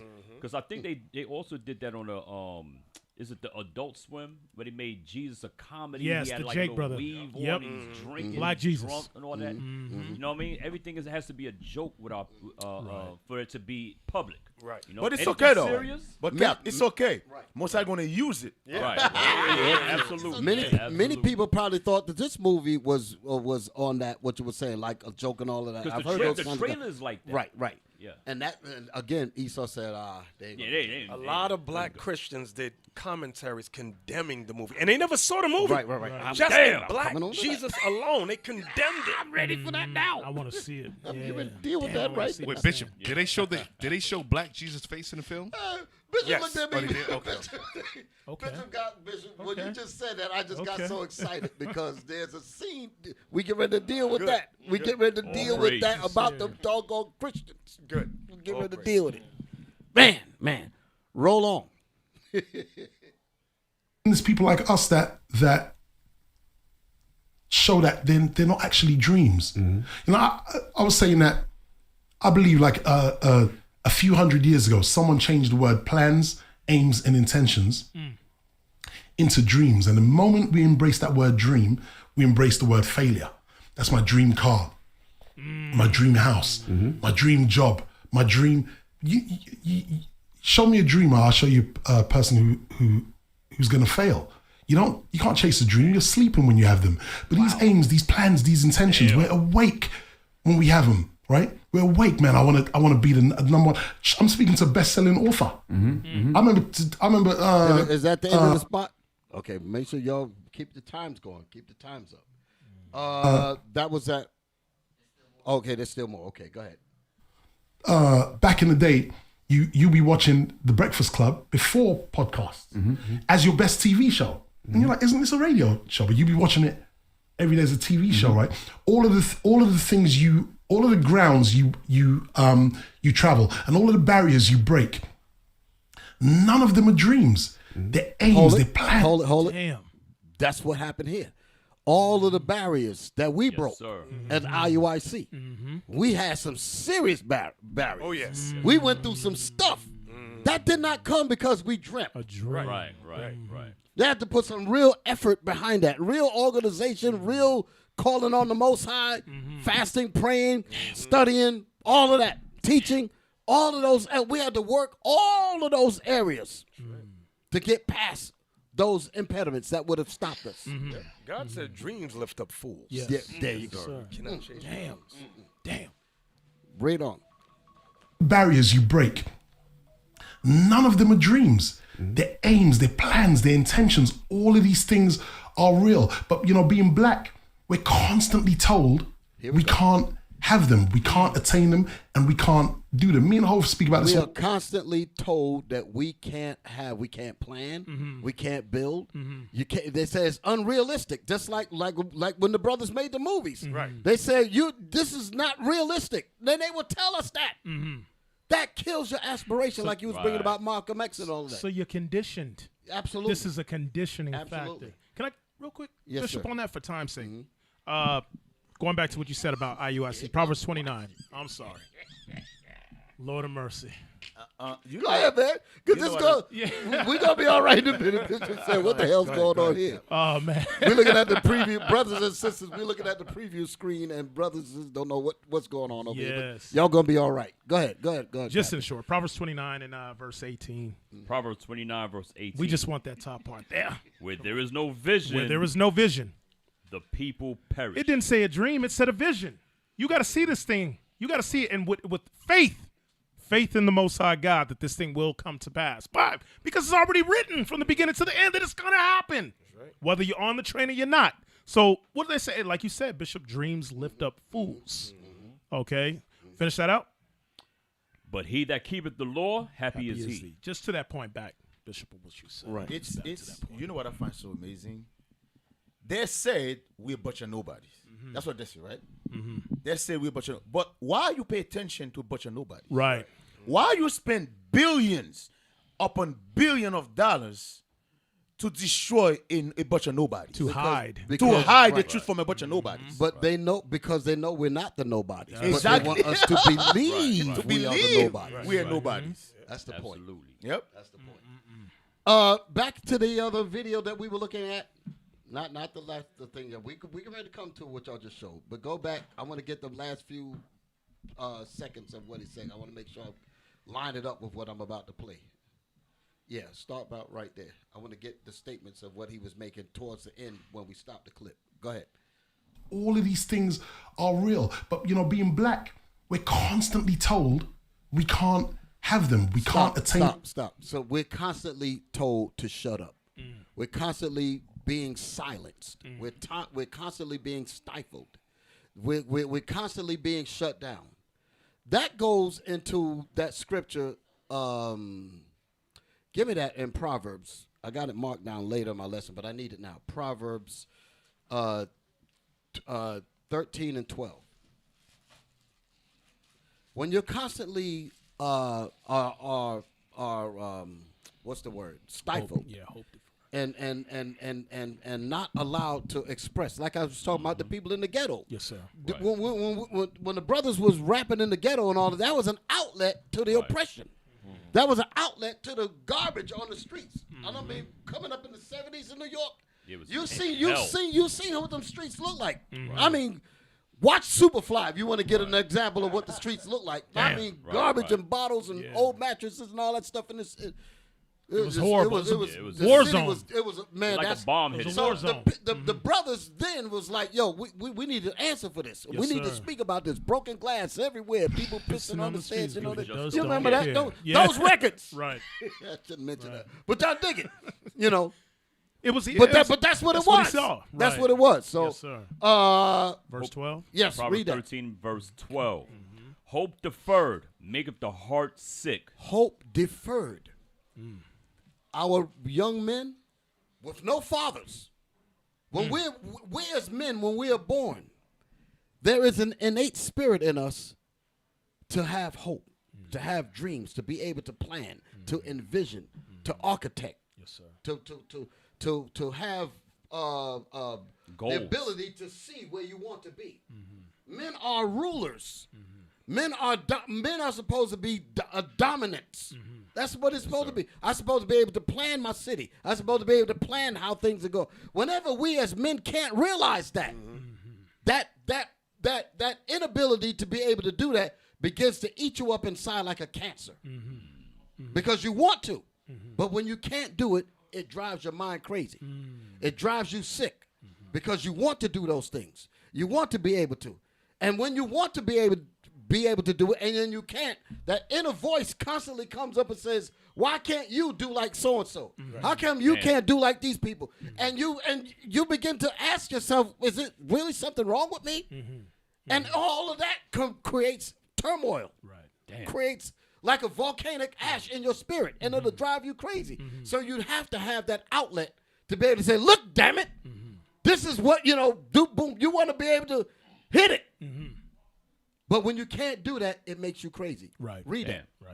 Hope deferred. If hope is deferred meaning that it's out of your reach, to defer payments, or defer the word itself. When something is put beyond your reach, like, I don't have to deal with it now.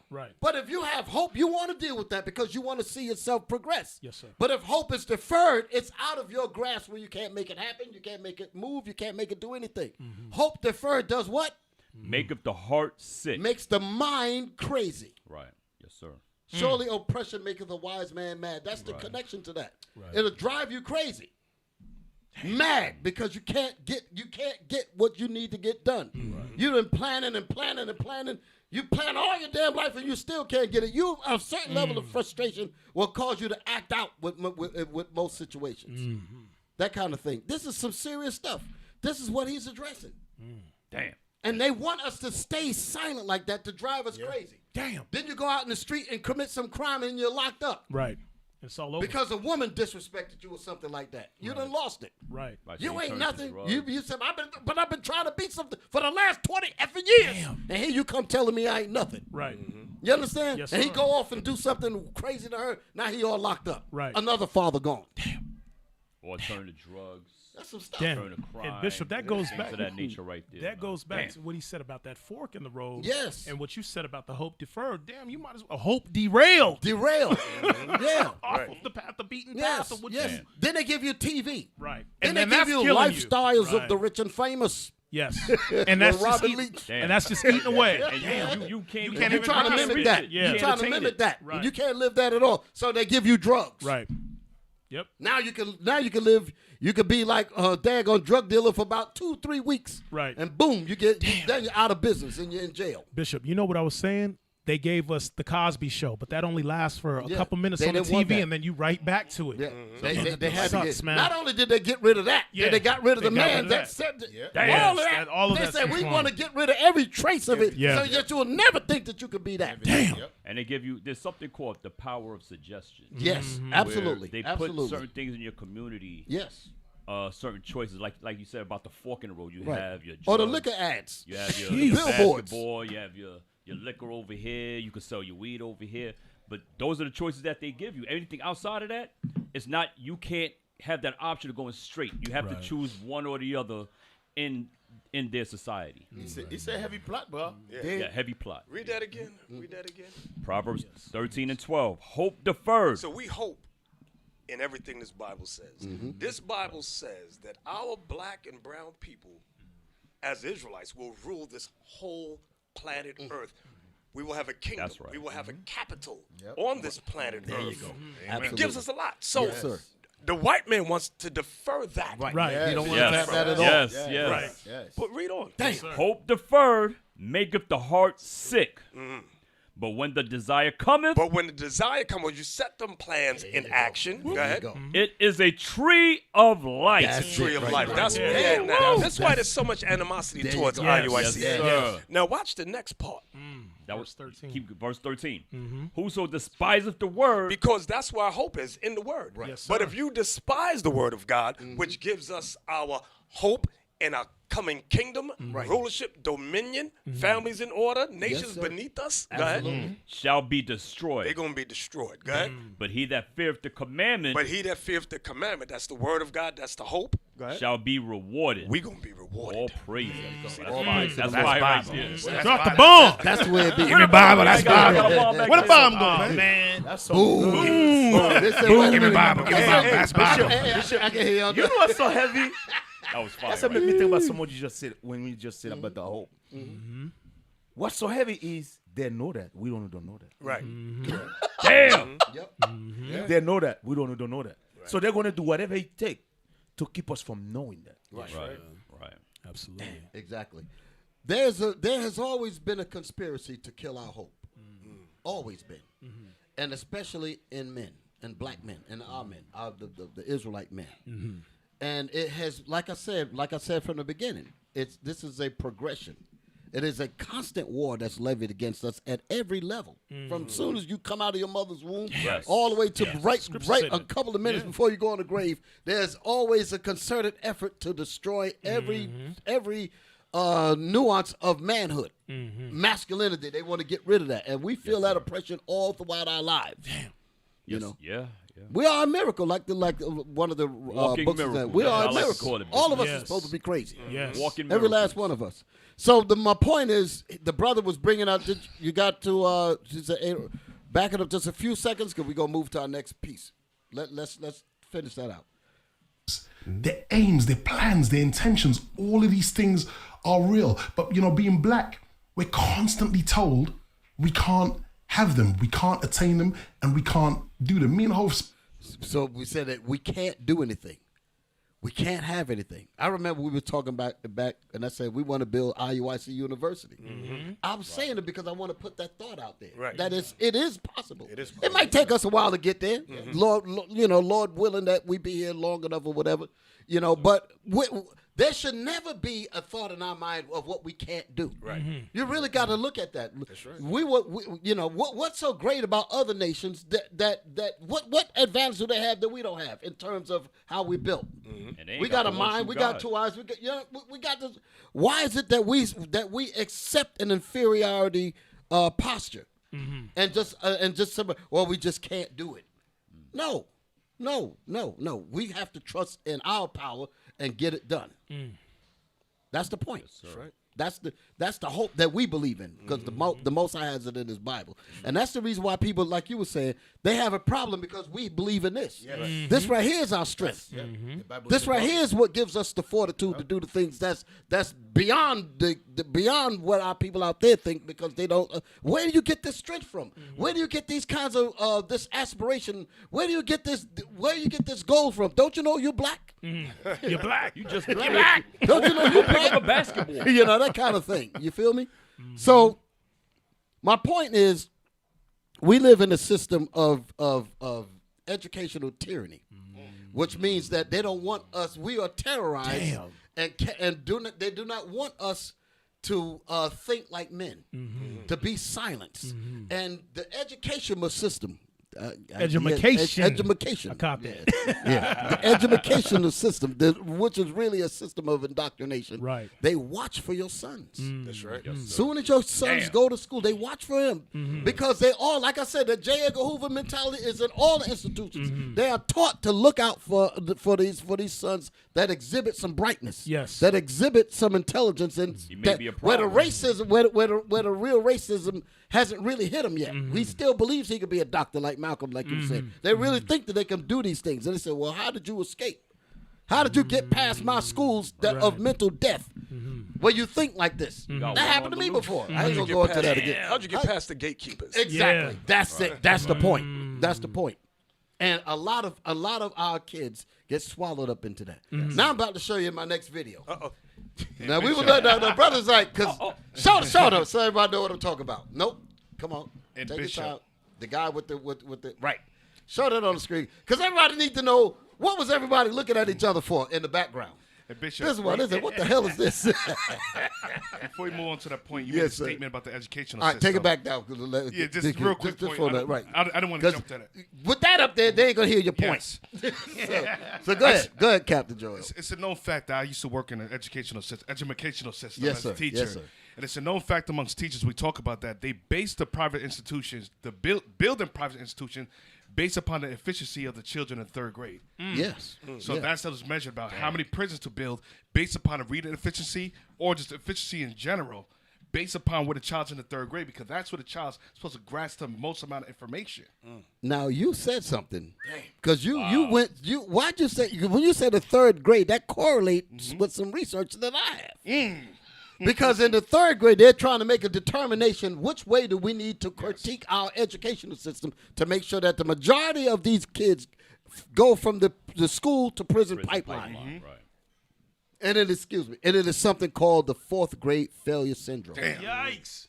Wow. Damn. Right after the third grade. Yeah. Wow. And they start working on. I've got the documents. That's heavy. Damn. That's heavy. You know Hey, what's Dick, so, They got the you know documents. what? I'm about to Bishop, read them. We're going to read them on this Bishop, show. That is heavy. Bishop, you know what's so heavy? Wow. I think I was talking to Bishop Netanyahu about this. They have this thing where, speaking of prison system, I'm telling you, Esau is the, man, when I say they think deep, Esau have something where, for example, let's say you got 1 million black men in jail. They already know the percentage, how many of them going to come back. They already know. Right. Let's say they put 100 out. They already know. They already do the study. They already know, okay, 70% out of that 100 is coming back.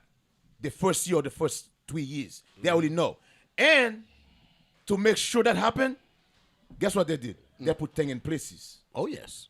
They put obstacle in front of them. They put things in places to make sure that 70%, that 75% they know is going to come back. Come back. Yes, sir. They make sure of that. Absolutely. That's Absolutely. some evil. That's some evil stuff, man. Many people may be wondering, because sometimes I try to think how we're being viewed and so forth, and we're doing a lot of talk about the wretched condition of the men. But again, that points to our title. The absence of the fathers have breeded all of these conditions, and you cannot really get to it. You cannot address a solution if you don't know what the problem is. You have to face the reality soberly and see exactly where we are. That will give you the fortitude. Like we was reading earlier, in our affliction we will get that again. That's why it says it that way. You have to really be made. You have to be made to be acquainted with the affliction in order to motivate you to get past it and bring forth just like what this Bible's going to say. Read that. Hosea chapter 5 verse 15. Yes, sir. I will go and return to my place till they acknowledge their offense. Until you realize how you wrong me. This is what the Most High is saying to Israel. How you wrong me. Go ahead. And seek my face. Go ahead. In their affliction, they will seek me early. The affliction is going to come when you're when you have to face the reality soberly. Once you recognize how bad this affliction is, then we're going to seek the Most High. And that's why it's important to address and bring these points up so that you can see it in living color and feel it. And it's supposed to like it says, surely oppression maketh a wise man mad. It will motivate you. Right. But if you're told that everything is all right, you ain't gonna make it. Right. Like the other scriptures say, don't give me riches where I forget the Most High, and don't make me too poor where I steal. But the point is, if you're catching hell, it's gonna motivate you because you want to get out of that thing, survival mode and all of that. All right, so addressing the problems. You mentioned about the third grade, Captain Joel, and I'm mentioning about the fourth grade. This brother, show him on the screen now. This brother, 21 Savage. 24. 24. 21 black. Savage. Black guy. Black guy. Can spell supercalifragistic. Supercalifragistic. Damn. I remember that word. I remember that. So let's play the clip because it's going to correlate to what you were just talking about. You thinking, you looking at the tattoos and all of that. You're going to be all right. Listen now. Let's go. I was an excellent student up until a certain grade. Okay. Damn. Like, I feel like we was just talking about this last night. We was playing the game, and they was like, spelled supercalifragilisticexpialidocious. And it was crazy because I won the spelling bee in 5th grade, spelling that same word. Wow. And I won the math competition that same year. Okay. So I used to get So all he won the math competition that same year.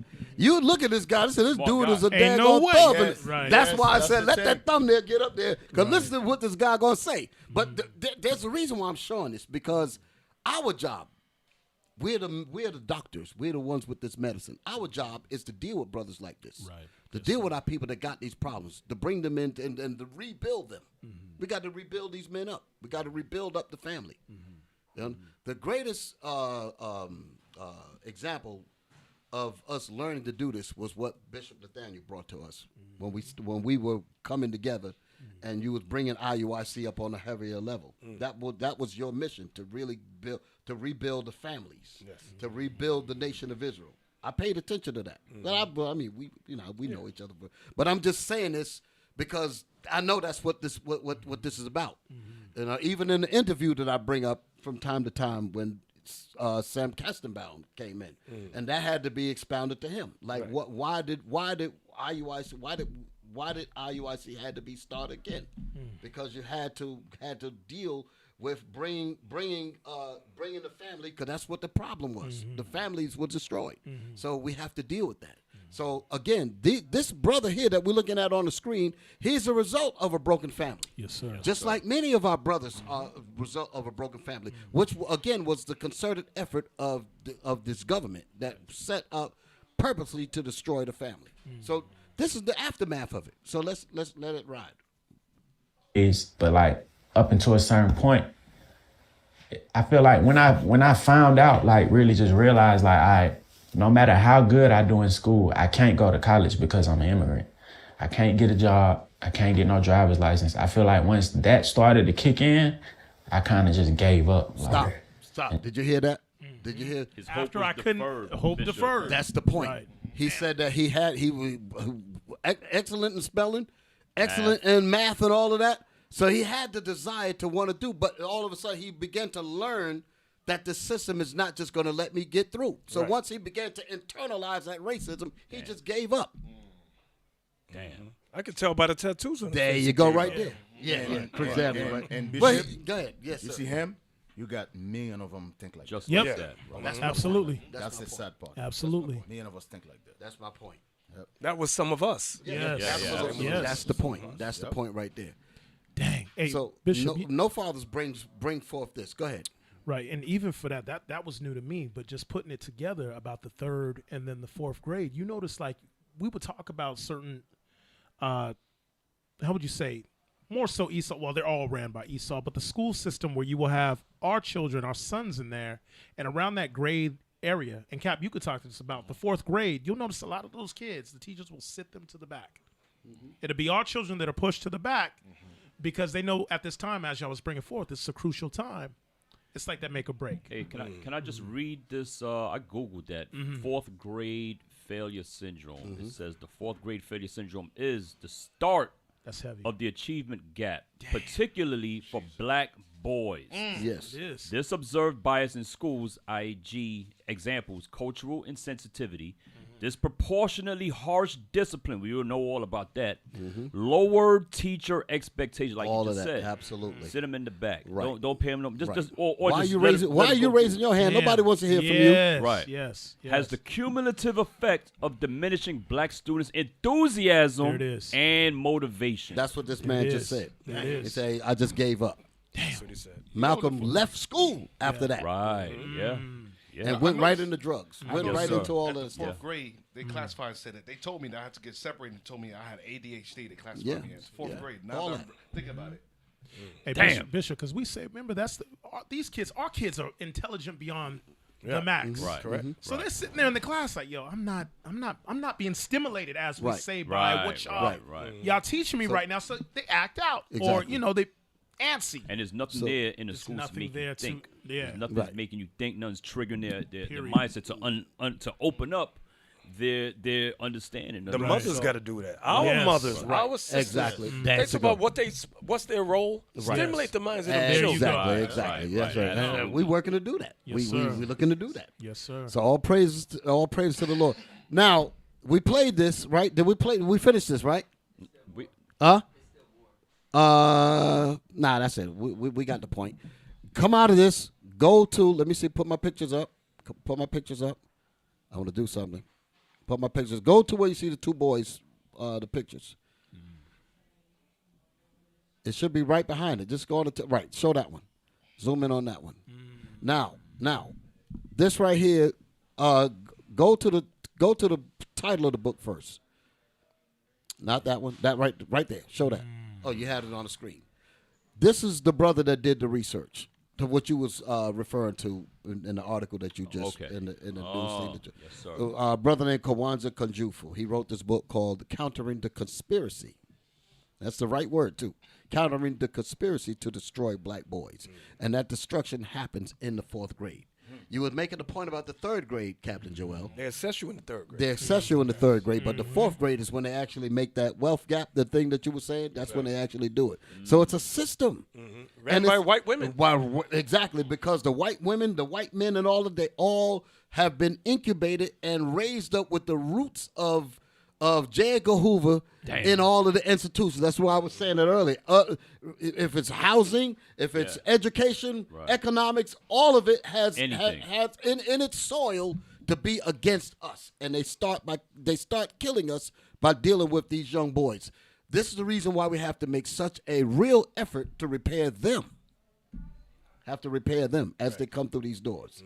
And that's why I thank God that IUIC is here. That's right. Done by the grace of the Most High. Bishop, you look like you want to say something. I was going to say, when you read 1 Kings chapter, give me that 1 Kings chapter 2 and 1.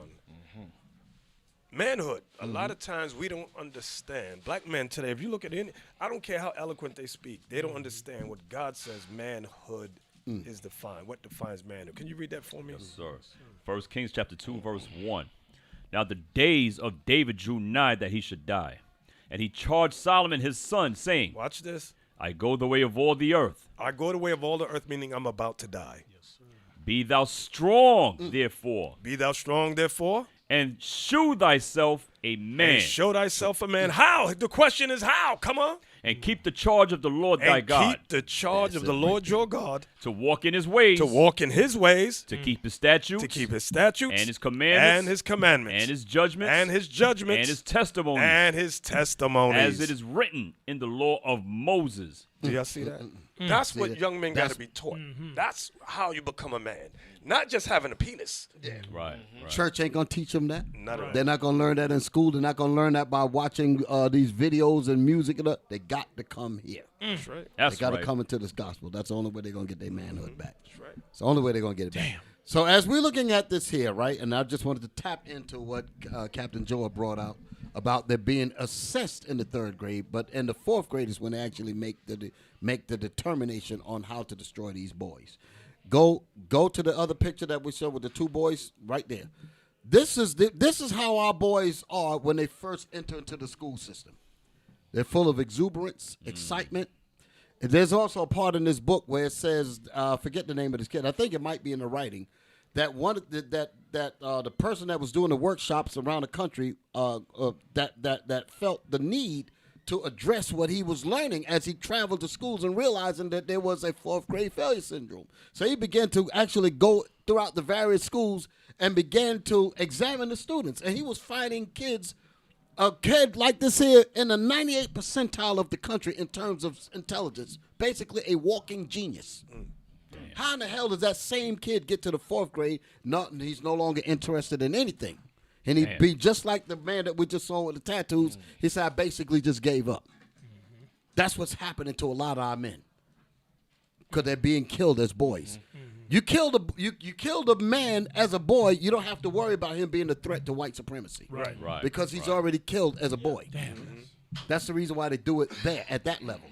He's broken. He's broken already. Yeah, aspirations. And Bishop, I remember you did a thing about it's easier to repair No, it's easier How it go? to raise up strong children than to repair broken men. Right. That's from the Frederick point. Douglass. Right. Yeah, Yes, sir. Yes, sir. That's the point there. They understood that. So let's what the bottom of this thing say. Let's read the writing on these pictures. See, look at that. Look at the brightness and the spirit of this child. Full of exuberance and excitement. He ain't just got dreams. He got aspirations. All that. You can see that in his face. Go ahead. Let me see what it said at the bottom. Damn. The innocence and lively interest typical of the early years changed to. Is there another? Oh, I didn't get that. Right, that's it. Yeah, get that nigga football. Damn. Move down. What does it change? What it changed to? The apathy and limited interest apparent as early as the 4th grade. That's some heart right there. wrenching stuff right there, ain't it? Yeah. That's some hurting stuff. Jeez. Yeah. Here, take a ball. Just dribble. Hey, this is why. This is what they do to us. This is why, Bishop. This is why we always get in these sisters. These kids got to come out of the school system. They have to. I'm telling y'all, Esau have a plan to destroy. They already started. That's what this is. That's what we talk about. Yeah. That's why your sisters, you have no idea. If they, like we always said, all your sisters agree Esau is the devil. Why the hell? Well, I don't know if you guys agree because I don't know anybody. Who agree this man is the devil. But you sent your kids to the devil. Yeah, your kids spend more time with the devil than you. Yes. But you say it's the devil. That make no sense. The most vulnerable people. That make no sense. Vulnerable people in your house are your children. You send them to the devil every day for 8 hours a day. Right. Right. Now, go to the writing. Let's get to right there. This is in the same book. This is what you was talking about, Captain. Yeah. This is the information that they brought out on it. Yes, sir. Who can read that? You got the best eyes. Can you see and that's a damn shame right now, Bob. Can you see that? Can you see that? I can see it. All right. I want everybody to pay attention. 4th grade failure syndrome. Now remember, this was after what Captain Joel pointed out about. Then the 3rd grade, that's where they do the assessment. So by the time they get to the 4th grade, now it might vary a little bit, but the crux of this conspiracy happens in this time here because they're looking at the development of the child, about his age and where his thinking begins to develop and stuff like that. So they're very methodical in terms of knowing where to put their racist efforts at and what age. They say it's best to do it at this age because they're more susceptible to allow the injection of lies to destroy their aspirations. Stuff like that, for an example. Go ahead. Since 1974, I have been a national consultant. This is Jawanza Kunjufu. That's the author of the book. This is his research. Go ahead. To public and private schools, ranging from preschool through college. My responsibilities are to conduct workshops for teachers and parents and to provide cultural assembly programs for children. It was during my travels that I recognized the conspiracy, often so subtle, mentioned previously. Let me first begin with the innocence of black boys who bring enthusiasm to the classroom. That's the pictures that we just saw. Go ahead. Trust their teachers and are willing to please. Daryl, who just turned 5, has just completed 2 years of Head Start. His mother informed me that Daryl's only major regret about Head Start is that it lasts only 3 hours per day. So they say that we don't like to learn. He said, I wish it was longer because there's activity there. That's mental stimulus. That's us. Damn. Go ahead. But now Daryl could not wait to see his new teacher, Miss Ford. She smiled at him often and helps him with his shoelaces. I guess the only regret he had about Miss Ford was that she insisted he eat his broccoli, which was not Daryl's favorite food. Daryl loved his classmates and enjoyed singing songs, playing in the sand, and listening to stories. Remember I was talking about that, how we deal with music and all that? Go ahead. Once his classmate Richard was sad about an incident at home. Stop right there. The classmate might have had a situation where the father and the mother was fighting. And when parents fight, that affects the kids. Yes, sir. The kid probably came to the school and Daryl noticed that. That's showing you that even at a child, he has empathy. Right, he pick up. Yes, sir. But they say that we don't have this. They say that we don't have this love for each other. They say that we're like beasts and all of that. My point is, in our spirit, when we're trying to do right, we could be all right. Yeah. So they would say that we don't have feelings. But read that statement again. Go ahead. Once his classmate Richard was sad about an incident at home. Go ahead. And Darryl was quick to provide an instant cheer. Darryl was an eager student. Miss Ford commented, he asked so many questions. He asked so many questions. I literally have a brother that fit this category. And the teacher basically said that he's a troublemaker because he always asking questions. He was correcting her on all kind of history and all that. Go ahead. He loved the alphabet and numbers as much as he loved playing with dump trucks in the sand. Darryl enters the primary division of the neighborhood public school. Here we go. Many important and tender moments occur in these formative years of kindergarten. Formative years. Go ahead. Kindergarten through 3rd grade. That's the point what you was talking about, Captain. Go ahead. Darryl still sings, but not as loudly and with less enthusiasm. Because his expectations are lowered. He likes. Go ahead. He likes all of his teachers, but each year a little less than before, and none compares with Miss Ford. The alphabet and numbers still interest him, but now the dump truck, his bicycle, and his football are his most important possessions. So what happened to him? The expectations of him being a doctor, being anything of Hope deferred. Hope deferred. All that's gone, and he's been relegated to sports because that's all they give us now. Sports and stuff like that. That's what they've done. I remember brother used to rap about it. Either you sell crack rock or you got a wicked jump shot. That was a known thing in the hood. Like growing up, you didn't have any hope. Show the next picture with the boy standing in the mirror. I think that was it on it. Yeah. Come on. I think I got another picture. Nope, not that. Right there. Show that one. You forgot about this one, huh, Bishop? Classic. Yeah.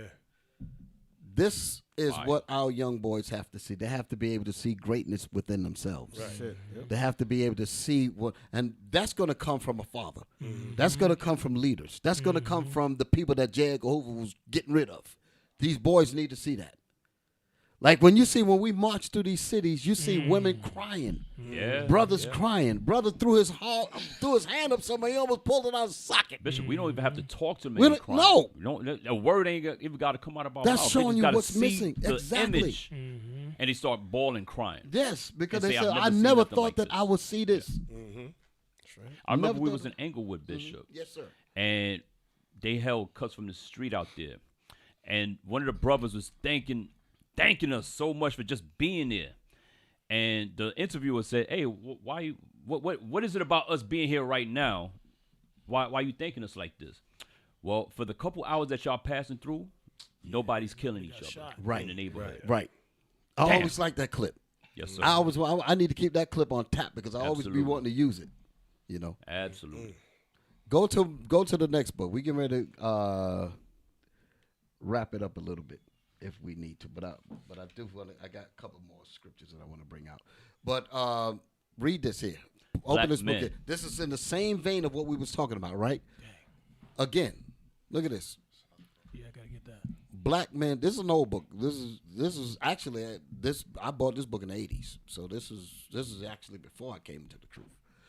Black men, obsolete, single, dangerous. The African American family in transition. That word, transition. Haki R. Mahabuti, right? Go inside the book. I want to read this here. Zoom in on that. I'm going to read this real quick. You got it, Captain? You want to read it? All right, yes, sir. I'll read from the blue, right? Yes, sir.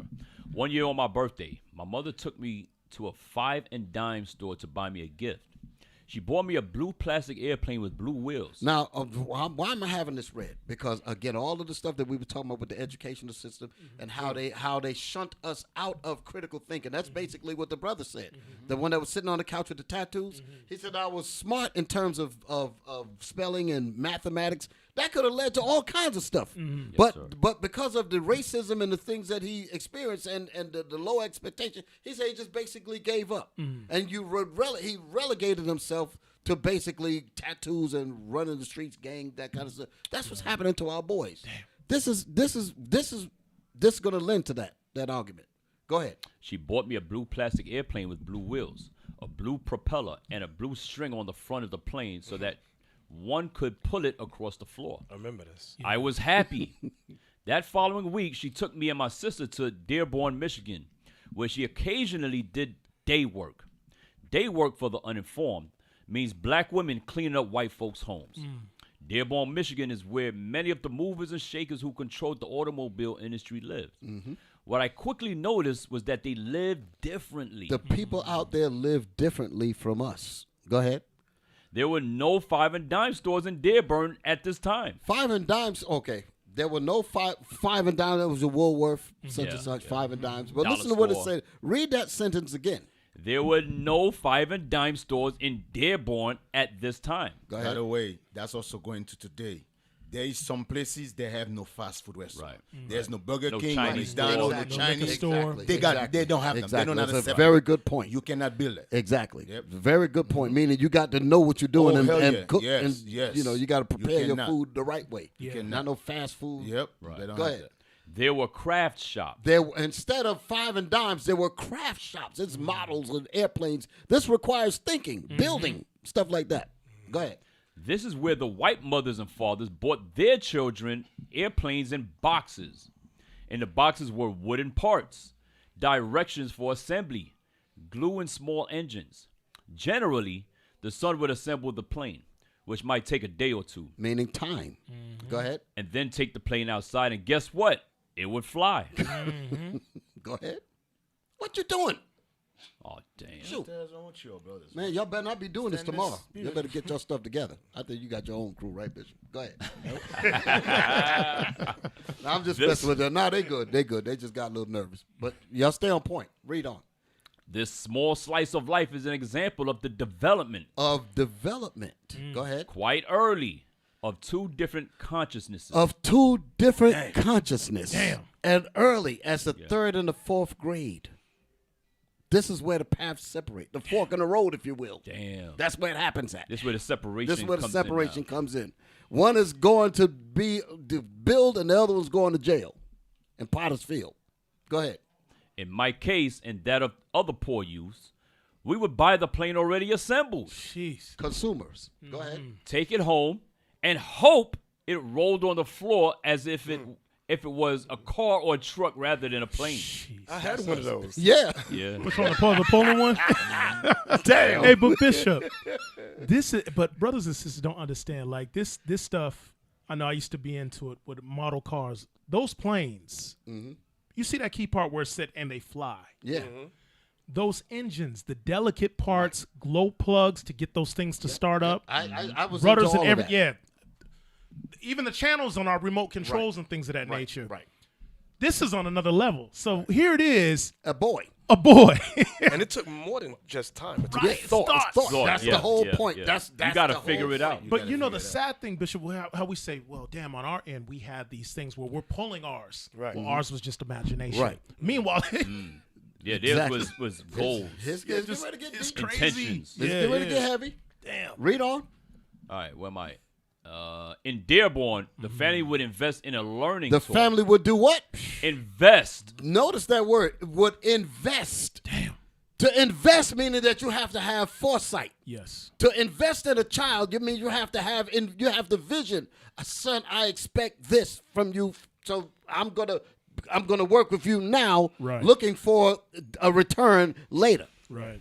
That's expectation. The child might turn around and say, wow, you have all these expectations of me. Maybe I better live up to that. Yes. That's what teachers are supposed to do. Right. Teachers Right. are supposed to make the child feel like, and to be like, what do you, some of our people are so messed up. And when you're giving them compliments, they'll be like, well, what do you see in me? You understand? Yeah, and you yeah, have yeah, to real break talk, through Bishop. all of that and say, listen, Yeah, you absolutely move that to right. the side. I do believe in you. I do believe that you can get it done. I have to get past that inferiority block. Damn. That takes one because you already know what's in. You already know what's there. Right. But others that's used to hearing that, they'll take that and run with it. Go ahead. In Dearborn, the family would invest in a learning toy, and the child will put it together. Through this process, the child Through would this process, you got to look at the words. Through this process, that's planning, vision, thought, time management. Because he got other things to do. He got schoolwork. He got chores. He got other things. So he has to plan that. Damn. I expect to have this plane flying in 2 weeks because I know that I can't do it 100% every day. I got to divide my time with this, the chores, run the paper route, whatever. See, there's things that he has to do. So he has to organize certain sections of time to devote it to that, and he can chart it. How long is it going to take? And in 2 weeks, perhaps, I'll have this thing ready to fly. Right. And then and there's a reciprocal benefit to that. When you at the end of all of your work, you get to sit back and you get to say, "Wow, look what happened when I put some dedication into it. Look at the work of my hands. I did that." Right. That kind of thing. Go ahead. That's rewarding. Go ahead. Through this process, the child would learn work ethics, and science, and math principles. You heard the guy said that he was excellent in math. Yeah. Right. Go ahead. And as a result of all of that, the plane would fly. Go ahead. I was learning to be myself, meaning him now. I was learning to be a consumer who depended on others to build the plane for me. The child in Dearborn made an investment, worked on it, and through his labor, being paid in labor, go ahead, and brain power, produced a plane that flew. Wow. Go ahead. Translating this to the larger world. Meaning because he's older now. Now he sees the damage of that messed up education years ago. Now he actually gets to see, damn, I was warped all the way back from when I was a child and didn't see the trajectory of me not being able to invest and do things like I see others do. That's what I'm saying. This is what happens to us. Go ahead. I was being taught to buy and to use my body from the neck down, while the white upper class boy was being taught very early to prepare himself to build things and run things using the neck up. Two different worlds. My world, depending on and working for others, and his world, controlling his own destiny. Damn. He started That at a young sucks. age. Damn, Let me that tell you, sucks. bro. Yeah, I got one Hey, behind remember you. the scripture in Psalm 83, right? Now, when you read the part that said, Psalm 83, the part that say, "For the enemy make a turmoil, that console, they Verse have 2. taken crafty counsel." Now, crafty counsel is not something that happened overnight, bro. You have to actually sit there. You have to think. It's like those think tank. You have to come up with ideas. Okay, let's start. They go, okay, you know what? Let's start with the education system. We're going to have to start when they're between 3 and 4 years old. They started from the beginning, bro, because they know, listen, these kids, we educated them. The parents is not educated them. We're going to have power over the kids. When it comes to the education system, they already know, listen, from 3 years old and up, we're going to have all the power. Let's give them the worst education. Right. Give them the worst education. When they get home, in other words, harsh discipline. we're spending more time with their kids than them. Right. So, right, we got the power to do whatever we want them to know, whatever we want them to learn. We have that power. So, like you said, let's start when they're 3 years old. This is what this man is saying. That's what he's saying to you. He said, listen, this young man from a young age understand he's going to control his own destiny. Me, from a young age, my mindset is to work for somebody. I'm going to work for these people. I'm going to work for these people. Right. That's a big difference. Right. That's two different. Hey, look at Sirach 30:3 real quick for me. It shows you a difference in terms of what our sons are taught. Read that. Sirach chapter 30, verse 3. He that teacheth his son grieveth the enemy. So the teaching he's talking about, first and foremost, is the word of God. It gives us strength, character, personality, vision, all of that. Right. And it deals with what we just read. Absolutely. So we got to start to teach our sons more than just the five and dime understanding. Right. They got to learn the higher understanding. Absolutely. Okay. Absolutely. Read that again. He that teacheth his son grieveth the enemy. Right. And before his friends he shall rejoice of him. Right. You want to rejoice before your friends, your son, what your son is doing, because they can see the growth in him, the maturity, the learning, the understanding in him. Exactly. That's an excellent point to bring out too. We illustrate these points just to show you how the mechanisms work, but at the end of the day, at the beginning, in the middle, and the end of the day, it's about teaching them this Bible. Because this is what's really going to fix us. You know? A couple of weeks ago, I was at the school. Sister Leah, Officer Elisha's wife. They have three boys. Three boys, right? Yeah. The first boy and the second one. I think the second one's about 4 years old. Baruch is about 4. About 4. 4. Yeah. I think he's about 4. They can recite. They was recite Oh the yeah, whole book. I remember that. Bishop. Yes. What book they were recited? I forgot They were what chapter recite it was. a It was something in chapter Psalms, I believe. And Psalm. But They will recite the whole the thing. whole Bishop. joint, yeah. We see. I'm standing there. I'm shocked. I was shocked. These two young boys, they remember word for word. They recite the whole book, and we were standing there. I'm like, wow, that's some good stuff right there. Some genius stuff. That's some genius stuff. And we shouldn't be surprised when we see that. Right. But that's But how we far are we've surprised. Naturally, That shows you how far we've Right. gone. That's Yes. how far Yeah. we've gone. That shows you how bad And it is. that's only happened because she teaching them. Right. That doesn't happen because they're in the public school. Right. She teaches Hell them. That's no. why this is happening. So let's go back to James Samuel. Get that last clip. Go back to James Samuel. Okay, the last time frame that I gave y'all. Listen to this here. Speaks of Simon the sorcerer. In Jesus' lifetime, in his 33 years of being on the planet, there was 200 to 300 people coming and saying that they're the Messiah. You only have to do a Google check. Now, I knew people would be saying that when they look at the teaser. We released a longer trailer and it was less, right? But now when you say blasphemy, you have to stand on it. I want to know why you're saying blasphemy. Is it because you're seeing people of color? If I'm speaking Don't run past that. Don't run past that. Wait. Yeah. I want y'all to listen to what he's bringing out. Okay, I gave you the timestamps to stop at what? At 10:22. So let's back it up a little bit. Let's listen to these parts here. Listen. I knew people would be saying that when they look at the teaser. We released a longer trailer and it was less, right? But now when you say blasphemy, you have to stand on it.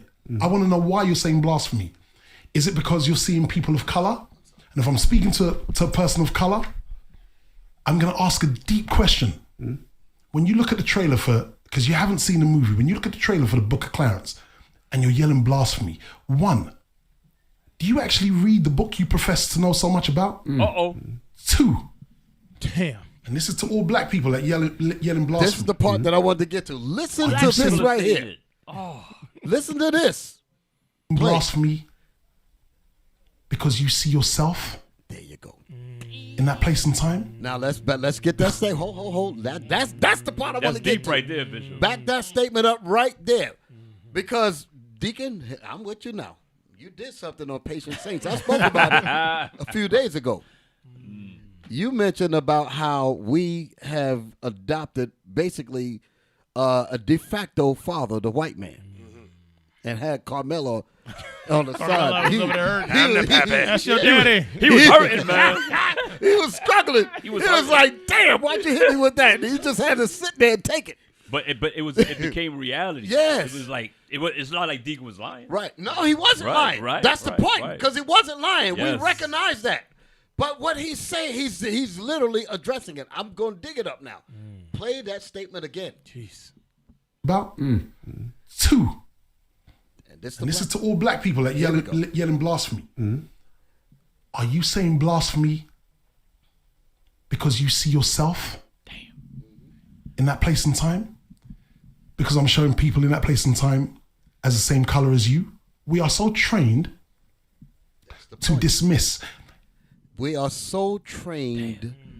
Listen to the words. We are so trained. Who trained us? The devil. Deuteronomy. Esau. Deuteronomy Yeah. 28. That was your Deadbeat scripture. daddies. Yeah. Deuteronomy 28:48. They daddy train us. Deadbeat daddy. This is what happened to us. Malcolm said, "Who taught you to hate yourself?" There you go, right there. Bishop is. This is. Wow. This is something. Go ahead. Read that thing. Deuteronomy chapter 28, verse 48. Therefore shalt thou serve thine enemies, which the Lord shall send against thee. Go ahead. In hunger and in thirst and in nakedness and in want of all things. Meaning that we put our whole total being after this man. That's what it's saying there. In the want of all things. I mean, he's basically, like you brought out, it was uncomfortable. Yeah. But it's like, it was uncomfortable as hell. It's like everything, we expected everything from him. That's the reason why this Bible is so important. Because we got to break this. Go ahead. And he shall put a yoke of iron upon thy neck until he have destroyed thee. Until he have destroyed us. So that's what he's bringing up. Now go back to the clip here. Go back and get what it, because now I'm going to expound on what he said. And this is to all black people that yelling blasphemy. Are you saying blasphemy because you see yourself? Stop. Damn, we need a reel of that. Because you see yourself. Because the problem is we're not supposed to see ourselves in anything significant. We're not supposed to see ourselves in intelligent roles as spiritual men, righteous men. We're not supposed to see ourselves as that. You want to know why? Because our surrogate, like you would say, our surrogate daddies, because our fathers are killed off. So we basically gave ourselves to this man. And his thinking became our thinking. Right. Right. His thinking became our thinking. He basically says you're not supposed to be in any kind of seat of prominence. You're not supposed to see yourselves as superheroes. Right. You're not supposed to see yourselves as upstanding men. Honorable You're not men. supposed to be honorable. You're not supposed to be fathers. You're not supposed to be pillars in your community. You're not supposed to be any of these things. Right. And if you become any of those things, you're making me upset. Right. So by default, we are trained to seek the comfort of them, just like a person would, just like a son or daughter would want to seek the welfare of their parents. You would want to please them. This is what we do to them. Right. So when we internalize and say that is it because we see ourselves, we're mimicking what they're saying. They say we don't want to see you, so then we say that we don't want to see ourselves. Esau will erase us from history. And we will say, well, we deserve to be erased from history. Right. So when this brother goes on the limb and put us in historical context of where we actually belong, we automatically, before we even assess it ourselves, does this make our surrogate fathers upset? And we answer according to that, not even thinking about our own selves that's mad. Right. There's a spirit in you that said, what the hell are you doing? Right. You tell that to shut up. And you said, because I need to continue to agree with the man that trained me to hate myself. That's what he's saying. So what you're saying, not only does this white man, according to Deuteronomy 28:40, he controls what we eat, what we drink, what we wear. And when it says in want of all things, that also means he controls our thinking. Yes. Get that in Proverbs 23:7. Yes. That's it. He controls our thoughts. Don't let that stop going. What you see, what you think, he control their narrative. He control everything. Right. Everything that comes out of our mouths is based on what he says. Right. Read that. Proverbs chapter 23, verse 7. For as he thinketh in his heart, as you think in your mind, so is he. The Most High has taught us that this white man, him controlling our thoughts, teaching us to be inferior, teaching us that we are no good, we are nothing. And we've embraced that. We've embraced it. We've embraced it. Hey, let's go We've back. embraced it. Those brothers, those Israelites who hate USC, it's not them. No. Their daddy That's tell the them to hate white man. USC. That's the white man. The That's white their man daddy. is the white man is the lab that made the Negro. Yes. That's Damn. why. Yes. That's it. Yes. He is that is the lab. Right. Yes. Right. He's not even thinking on himself. No. Right. He's basically, that's why he's saying it that way. Listen to what he's saying. So the Negro- That's not the Negro answering. The Negro is his science He said, project. "This Yes. is." Listen, he said, "This is for you black people now." Right. The black people are not even talking. No, it's quiet. Yeah, That's the quiet. white man talking through the Negro. Right. Facts. That's the white man talking through the Negro. Dang. Play it again. There you go.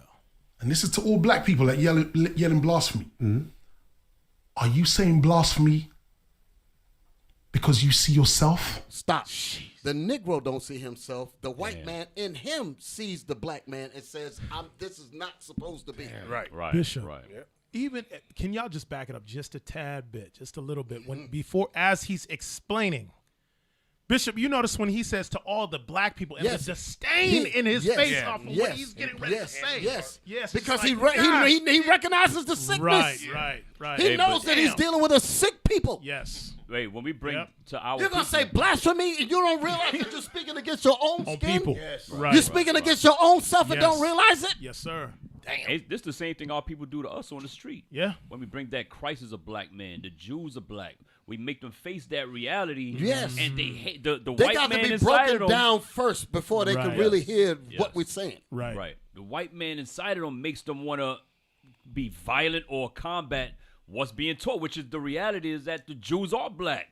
Christ is a black man. God is black. And they can't deal with that reality. It goes against all the Because brainwashing, the indoctrination that they've had all their lives. Right. It's not so much that they can't accept it. They're not even speaking. The real them is buried in a cocoon somewhere in the bottom, in the midst of their body. It's a They're not chocolate- even there. That's a Right. white man in a black Yes. body speaking for them. Right. The Negro haven't even surfaced yet. Yeah. The real them is not even. It's buried dead. Why do you think the Bible says? Because the real us is dead. Yep. Right. Dry bones. Damn. That's not even us That's talking. not even us. That's not even us. That's the lab. That's Tyrone. Right. Right. That's not even Tyrone us. right there. That whole verse, read that whole verse. The whole verse. There's something in there. There's something in there. Yes, sir. Proverbs 23:7. For as he thinketh in his heart, so is he. So we have such a low inferiority complex, a disdain for being God's on earth, a disdain for being God's chosen people. Go ahead. Eat and drink. Eat and drink. Saith he. Saith he, this white man. To thee. Right. But his heart is not with thee. So just like his heart ain't with us, we ain't with us. Exactly. Damn. We ain't with us. She's gone.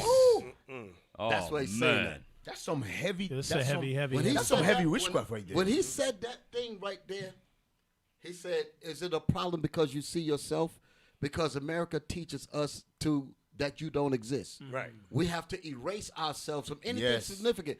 We superheroes. Why you making superheroes? You're gonna make the white man look at us and think that we're trying to be better than he said that we are. Right. Damn. Hey, Bishop, is that the clip where he said, I don't remember if it's him who said that or Jay-Z, because they was asking Jay-Z why he make that movie. Jay-Z make a statement, he said, we was thought we was not in the ancient world. Right. That's in this interview. I didn't That's put in that interview? Yeah, that's in, Well, I that's know in it's in the magazine Vanity Fair, Yeah. but it's also probably in here. Yeah, he said we was taught. When you look at the ancient world, he never show us. Right. Like we didn't exist. We didn't Like, exist. We didn't exist until slavery or something like Right. that. Correct. He said movie like that because he said when you look at back Egypt, Israel, he said that was us. Right. But they always taught us that was not us. We was never there. That's why I said those movies like that. But he made this as a comedy, but he know if it didn't come out like that, they would never let him out with that. Exactly. But go ahead, Absolutely. Bishop. Go ahead. But he tells you right there, he based it on Acts chapter 8. Right. Simon the sorcerer who wanted to buy his way to His get the way Holy into Ghost. it, yeah. That's what the movie's about. Damn. Exactly. Exactly. That's what it was about. This cannot be bought. Exactly. Right. Exactly. So is that it? Did we get to the mark? Okay, go ahead. Do you actually read the book you profess to know so much about? Damn. Christians. 2. Nope. And this is to all black people that yelling blasphemy. Yeah. Are you saying blasphemy because you see yourself in that place and time?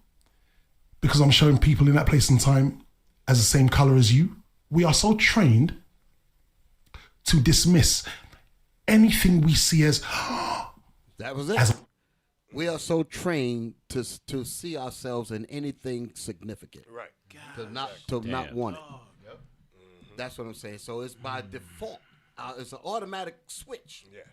That fights against anything that's about uplifting us. Right. Because we know that the moment we do that, white That's people gonna are be upset. When hey, I gotta. This spoiler alert. In the film, you see all the black Israelites. You see them smoking weed, twerking, and they're in a brothel, prostitution. You see all that. They were fighting each other, killing each other. All of that. And No Israelites got mad. Right. Wow. But what are you mad for? Why do you think God said, I got to destroy Jerusalem? because we were those things back then. Exactly. Look at us now. Yes, sir. We are those things. Exactly. Right. Exactly. Damn Yeah. thing. Hey, Damn. It's a brilliant film. but you see how he Yes. in reference to how black people are. Right. Right. But it goes back to the thinking Right. We're trained. that we're trained. We have that mindset Right. because if you look at it for time's sake, Deuteronomy 28 and verse 37, it says, "And thou shalt become an astonishment."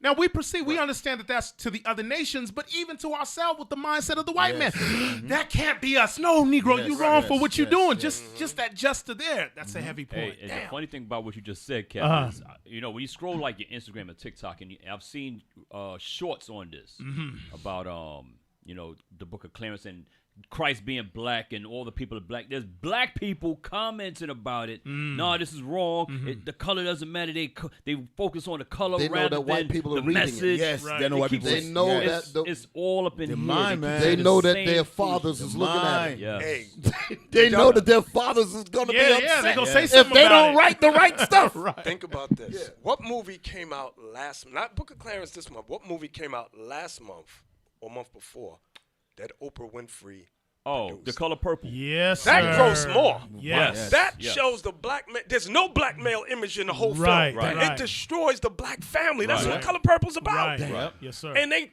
spit on Clarence, the Book of Clarence, that shows Christ and the Israelites trying to clean the people up. Yep. But the Color Purple, whoa! Yep. Black man's no damn good. Yep. The black woman don't need it. You could be a Yeah. lesbian. Exactly. And that Exactly. skyrockets. You can't Exactly. make this The stuff. mind, man. The mind. They train us. They train our mind. You show is The ugly. mind, man. The mind. Hey, You're black. Show You're is ugly. even Bishop, even in the movie, the Obamas did, the one that's leave the world behind. Leave the world behind. There's a scene in there. What Esau and black people said the movie is racist because the black girl said never trust white people. Yes. But nobody said nothing when Julia Roberts played that Julia Roberts when the black family show up at his own house. Julia Roberts said maybe she's a maid and he's a servant. Right. That's not the house.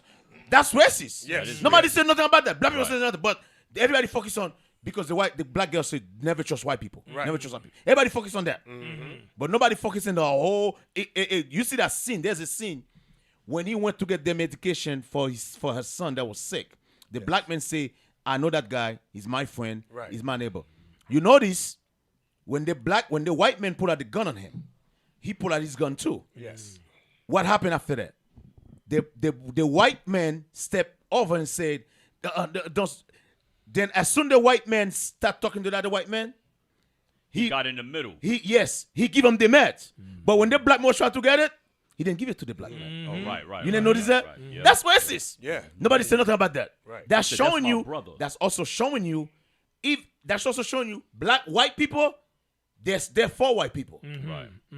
They're for white people. But when the black man was, hey, I want that medication for that boy, even though the white boy is white, they said, no, I don't want to deal with you.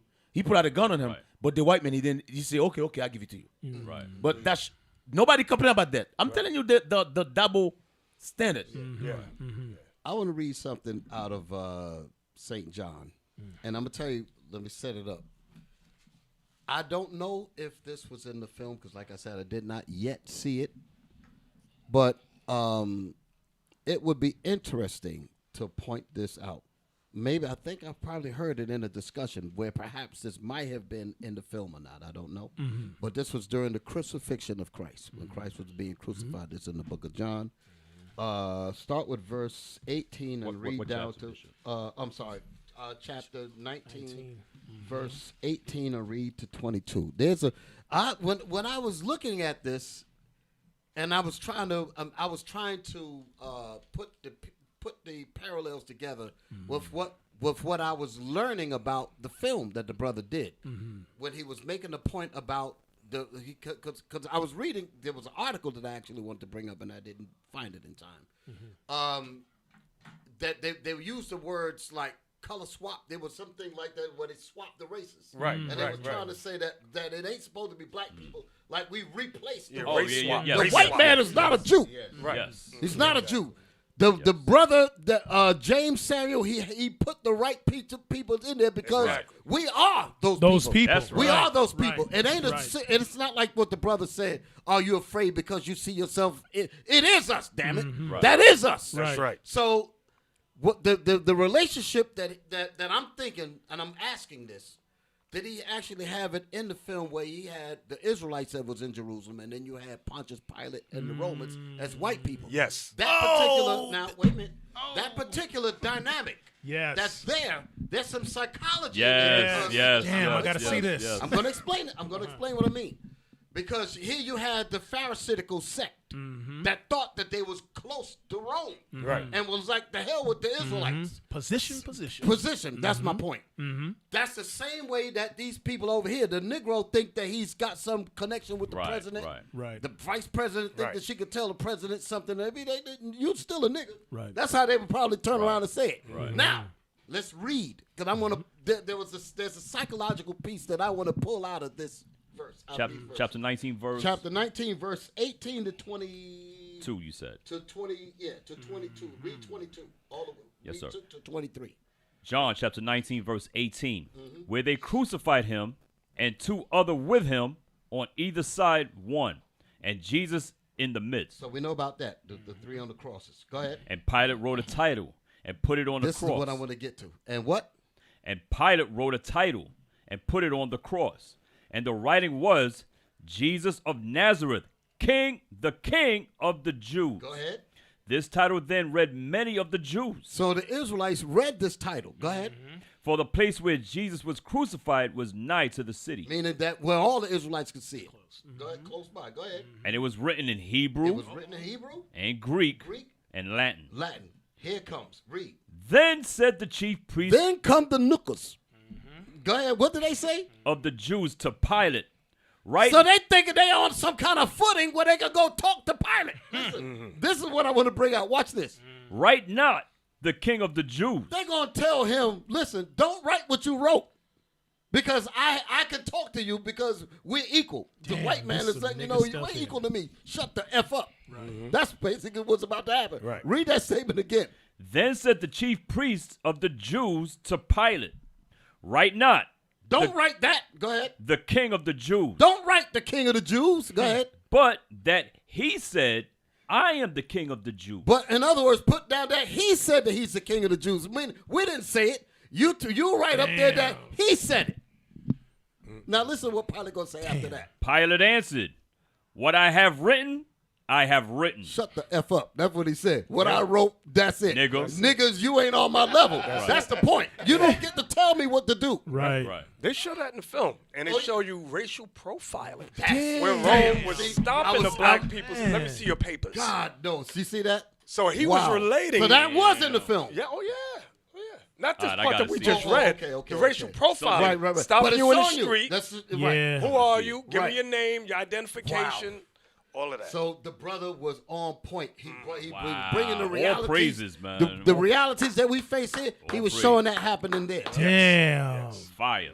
That's what I picked up out of that when I read that. Damn. I said, these people think that they were on the level. There was definitely a difference between the blacks and the whites there. They were ruling over us, and we all got treated like SHIT. Right. Exactly. You know, crucifixion was a form of capital punishment. A lot of black Christians think the only people that were crucified was Christ and the 2 on the other cross. When you read the history, millions of Israelites were crucified on, not just Christ. That was their death chamber. That was their death penalty. Exactly, death penalty. But Christians don't know that because they don't read. They go, blasphemy. Why is everybody else on the cross? Shut the hell up. They're saying, it's blasphemy. It's blasphemy. Right. Hey, white man, did I say it right? Right. Damn. That's basically what. That's what they're doing. They got to check to make sure that did I say it right, Master? Did I say it right, Master? Even Bishop, even that. You know what that remind me of? The Django with Stephen. Nah, boss, we can't say that. Right. And he was like, shut up.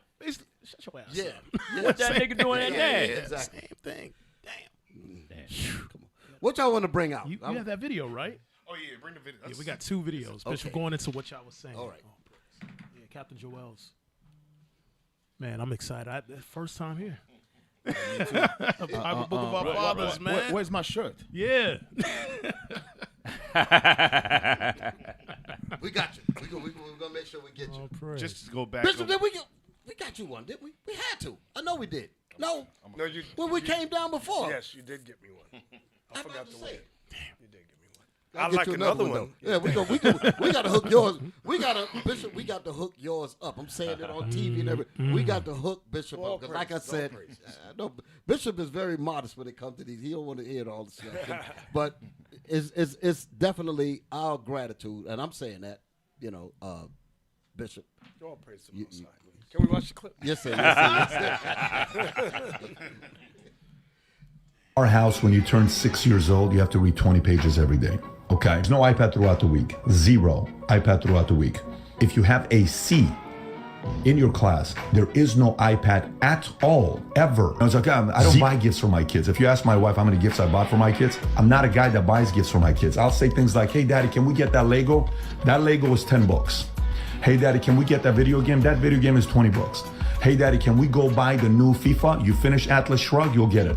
My youngest son picked up Fountainhead by himself. He knows that they finished Fountainhead and a few other things. These guys have been working on this for 2 years. They're about to get their treehouse. But the treehouse they've been asking for 4 years. It's been 4 years till they get their treehouse. What is a treehouse if I buy 10 grand, 20 grand, 50 grand? It's not a lot of money. I don't have a problem with that part, but I want them to earn it. Everything for me is with them busting their asses. That's nice. Show you mentality between the two of us. Damn. Wow. And he's Iranian, if I'm not mistaken. Yep. Yeah. Right. Hey, just to tie that with Cap, check this out. So this is Moab's teaching to their children. Play this. Life lessons for kids. Jag Hoover ain't worrying about him. Right. Life lesson for kids. What's this? A pen. Pick it up. Put it down again. Now what's this? A brick. Pick it up. I can't. Which one is heavier? The brick. When you go up, do you want to work with the pen or the brick? The pen. Then what must you be doing now? I know. Off my phone and do my homework. Damn. Wow. Damn. That was what we just saw in the Black Men book. That's some crazy stuff right here. Play it again. Damn. Life lesson for kids. What's this? A pen. Pick it up. Put it down again. Now what's this? A brick. Pick it up. I can't. Which one is heavier? The brick. When you go up, do you want to work with the pen or the brick? The pen. Then what must you be doing now? I know. Off my phone and do my homework. I got the scripture for that. Wow. Because it ain't about this white man's education and all that. Right. Revelation chapter 2. Make sure I'm trying to remember. 2 and 25. Read that. If we want to rule with dominance, we got to do this. The book of Revelation, chapter 2, verse 25. 25 down. Verse 25. But that which ye have already, hold fast till I come. And he that overcometh and keepeth my works unto the end. That's the pen. We got to study. We got to be obedient to God's commandments. We got to learn how to we got to really learn how to appreciate the real essence of unity. Yes, sir. I've been wanting to say that for a while. Yes, sir. And I know we do all that, and then you understand what I'm saying? Right. We really got to really learn the real essence and the real meaning of unity. Yes, sir. Because it is so vast. It involves everything that we do. All let me expound on that a little bit. All of the different programs, all of the different things that we do in IUIC, all of the different departments, all of the different endeavors, all of those things work together for the collective good of the entire nation. Right. We have to learn how to be in proper unity with every aspect of what we do. To know how to complement, the foot knows how to complement the hand, the eye knows how to complement the ear, and vice versa. We have to learn all of that. That's also involved in this here. Read that again. And he that overcometh and keepeth my works unto the end. Works is knowing the real definition and the exponential fragments of unity in every nuance of what the word means in all of those areas. Go ahead. To him will I give power over the nation. We ain't gonna be picking up bricks. Right. Right. The nation's gonna be picking up the bricks and That's building right. our That's walls. right. That's what's gonna happen. We got to do this so that we can get. So he's going into captivity. He's talking about picking up a brick. Picking up a brick. He going into captivity. He picking up the brick. He picking up the brick. Right. Hell is this? So this is your homework. Yeah, exactly. So that's the point. You know, speaking, I was thinking as you mentioned the word unity. Earlier, we said something about how certain neighborhood there's certain things you cannot open in them. For example, there's certain places in Manhattan you go, you're not gonna find Burger King, McDonald's, even those things they got in every corner in Brooklyn, those little bodegas. Hell You're not, no. if you see a bodega, they're gonna have fresh fruits, fresh vegetable. But the reason they become like is because it's called unity. That's why unity. Because if you go to the Chinatown, you cannot go in Chinatown open a black restaurant. Right. You know why? Because they're unified. And they're racist. They're racist. Yes, but they can come in our Right. neighborhood, do whatever the hell they want. Right. Open whatever the hell they want. That's the trick that they put on us. Yeah. When it comes to when you say because they're racist, it doesn't really raise any red flags because it's obvious that's what they are. We will not buy from a nigga. That's how they talk. They say we're not doing that. We don't. That's how they really think. Right. But when we hear that word, because again we take Esau's programming and use the word in a negative connotation. And I don't mean it in a sense where we're being evil to anybody, but I'm saying that we're supposed to be territorial for our thing. That's what the Chinese, when you go to these different areas, they're territorial with their resources. They said, my family need to eat. I'm going to feed my family before I feed your family. That's racist. That's racist. Yeah. You understand? That's not what equality. it is. It's not equality That's at not all. equality. Right. But if we do that, then they invert it and say as hate. They say they call it, and we buy into that. Right. Yeah. We buy into that. We give all our resources to everybody else. How many trillions of dollars we give to this economy every year? I think it's 1.5 now. It's past one now. It's 1.6, like two. It's almost like easy. $2 trillion every year we give away. That's just Judah alone. There's something else, right? That's not. Yeah, That's that's not just Northern Judah. Kingdom. Let me tell you how heavy this is. Our forefathers, Bishop, when you look at the book of Nehemiah Right. told the heathen, if you come here on the Sabbath, sell this garbage you're selling again, I'm going to put hand on you. Yep. Do you know the reason Nehemiah was able to say that because there was unity? Yeah. Right. You guys, I don't think you guys understand. I understand. If we as a people, as a nation, then unify behind Nehemiah, if there was some niggas in the midst of us who was against what Nehemiah said, guess what? It would never happen. The United Ocean would have come and sell. It's the same thing today. I'm just bringing back today. When you look at the black community today, if we unify, we can shut down every single business in our black community. So you mean like in Chicago, when the Chinese people whooped the hell out of the black woman and her daughter, and black men went to shut it down, black women fought the black man to get the hell out of there, leave out good Chinese They people. put the weave on sale. I gotta go. Stuff like that. No unity. Exactly. You remember I was talking earlier about barriers when the brother was talking about, I think he was making mention about the Breakfast Club. I think he was saying about how they progressed from just a radio to where they are now.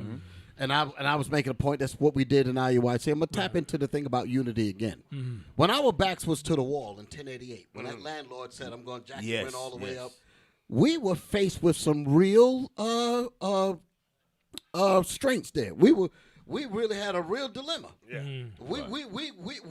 We could have folded and just paid. Exactly. Stop. We could have either folded and paid, or we'd have just been out. Right. We had to look at each other, and all of us, the leadership. You were there. We had to look and say, Bishop, we have. That's that reality. Yes. Reality hit. But I'm making a point. We had to look because I'm speaking about unity. At that particular moment, when the reality hit, we either, and I remember Bishop said, we are not doing this. Said, pack it up. This is it. This is his last month. We paid the last one, and we was out. He said we will not be here where they can charge us another this increased fee of $1,300. It was something crazy. It's crazy. Damn. Some crazy numbers. So our backs was to the wall. When your back is to the wall, I guess what some people call it survival mode, but that was the Holy Spirit that kicked in, because what we ended up doing, we really appreciated unity then. Right. Yes, That's sir. when we began to look towards each other and realize the different talents that we had. sir. Because I did not, at that particular, listen to what I'm about to say. At that particular time, I did not know that Barnabas knew the stuff that he knew in contract and carpentry. Wise. I did not know that. I did not know that Deacon Joshua knew about searching for real estate, such and such. I didn't know that Deacon Malachi had a company that had trucks. Right. We learned, Demolitions. right, Yeah. we did not know that at that moment. Brothers didn't know that I knew how to do electrical stuff. It was different stuff like that. When that stuff, when those things happened, we were forced. That's my point. We were forced to not only activate, but we were forced to appreciate and organize the gifts and work those things in unity. And it produced what we produced when we went with the Paulding. Bishop, if you don't mind, that goes back to that story with the kid who was able to build something, and then you could see your accomplishments. Right. Yeah. It's the same thing. So when y'all accomplished it in Paulding and got in there and fixed it up and renovated it, and y'all got in there, how did that make y'all feel? It made us That's feel. the point. I'm glad you said that. It not only did it make us feel good, but I'm gonna go a step further. The landlord to the spot that we went to, he gave us 3 months free rent because the place was destroyed. We had to literally build it. He said, instead of y'all paying me rent for the first 3 months, y'all can use your rent money and renovate this place to the point where y'all are able to inhabit it and such and such. But after 3 months, y'all gonna have to pay me. Right. His thought was that he's not looking gonna at get it us. done. They black people. They can't They get are it done. never going to be able to get this thing. And I got them on it. It was a five. right. Listen to me, a 5-year lease. Right. Damn. He would have had us for Said I got him 5 years. I got him hooked. So when we realized again the pressure, Yes. when we went to work. Now here's the funny thing. While at the same time I was working downtown, and I watched the white man build a 47-story building right in front of me. Jeez. So a lot of my inspiration, I'm just talking about from my perspective. I watched how the white man sent Esau, how he sent the right. He sent them in stages. He sent in the demolition. Then he sent in the structure, the steel, people to lay the steel down, the concrete, then the wiring and the piping and all that. I seen one crew come in, another crew come out. Right. Another crew come in, and I'm watching the damn thing get built. I'm sitting there, I'm like, here we are in the middle of fucking Brooklyn. I mean, I was pissed. Yeah. I'm like, here we are sitting in Brooklyn. Men of God ain't got no damn place to go because we can't put our stuff. We can't put our resources in. And I'm watching this man build a building right in front of my face. Throughout the day. I got pissed off. I said, man, that's it. So I'm like, why is it that we can't do when we seeing them doing? We got talent. Right. We got talent all around and us. there's millions of buildings all over the place. Building, I'm watching this happen. They've been building. So when we did it, Yeah. we were so excited, like you said. All We were so praise. excited. We got it excited. Yes, sir. The landlord came down. The dude was a lawyer, by the way. The landlord actually had a law firm. Jeez. So he knew how to write the damn thing. He knew he was locked in. He came downstairs and he looked around and he was like, because I mean, there was no lights, no nothing. It was basically a cave. Even the floors were torn. There was nothing there. Nothing. He came downstairs and he saw air conditioning. He said, He said, yeah, in his mind, that son of a. Yeah. He said, you know the only word that could come out of his mouth? Nice color. Yeah. Oh, you hate Damn, him. He devil, said, bro. He looked, we had this nice beige paint. This, Yeah, he said, nice color. And it walked That was away. it. And guess what? Notice it was a 5-year lease. We would have been there for 5 years. 2015, we got the building in Manhattan, Mount Vernon. Mount Vernon. Yeah. Boom. We still had another 2 years to go. Right.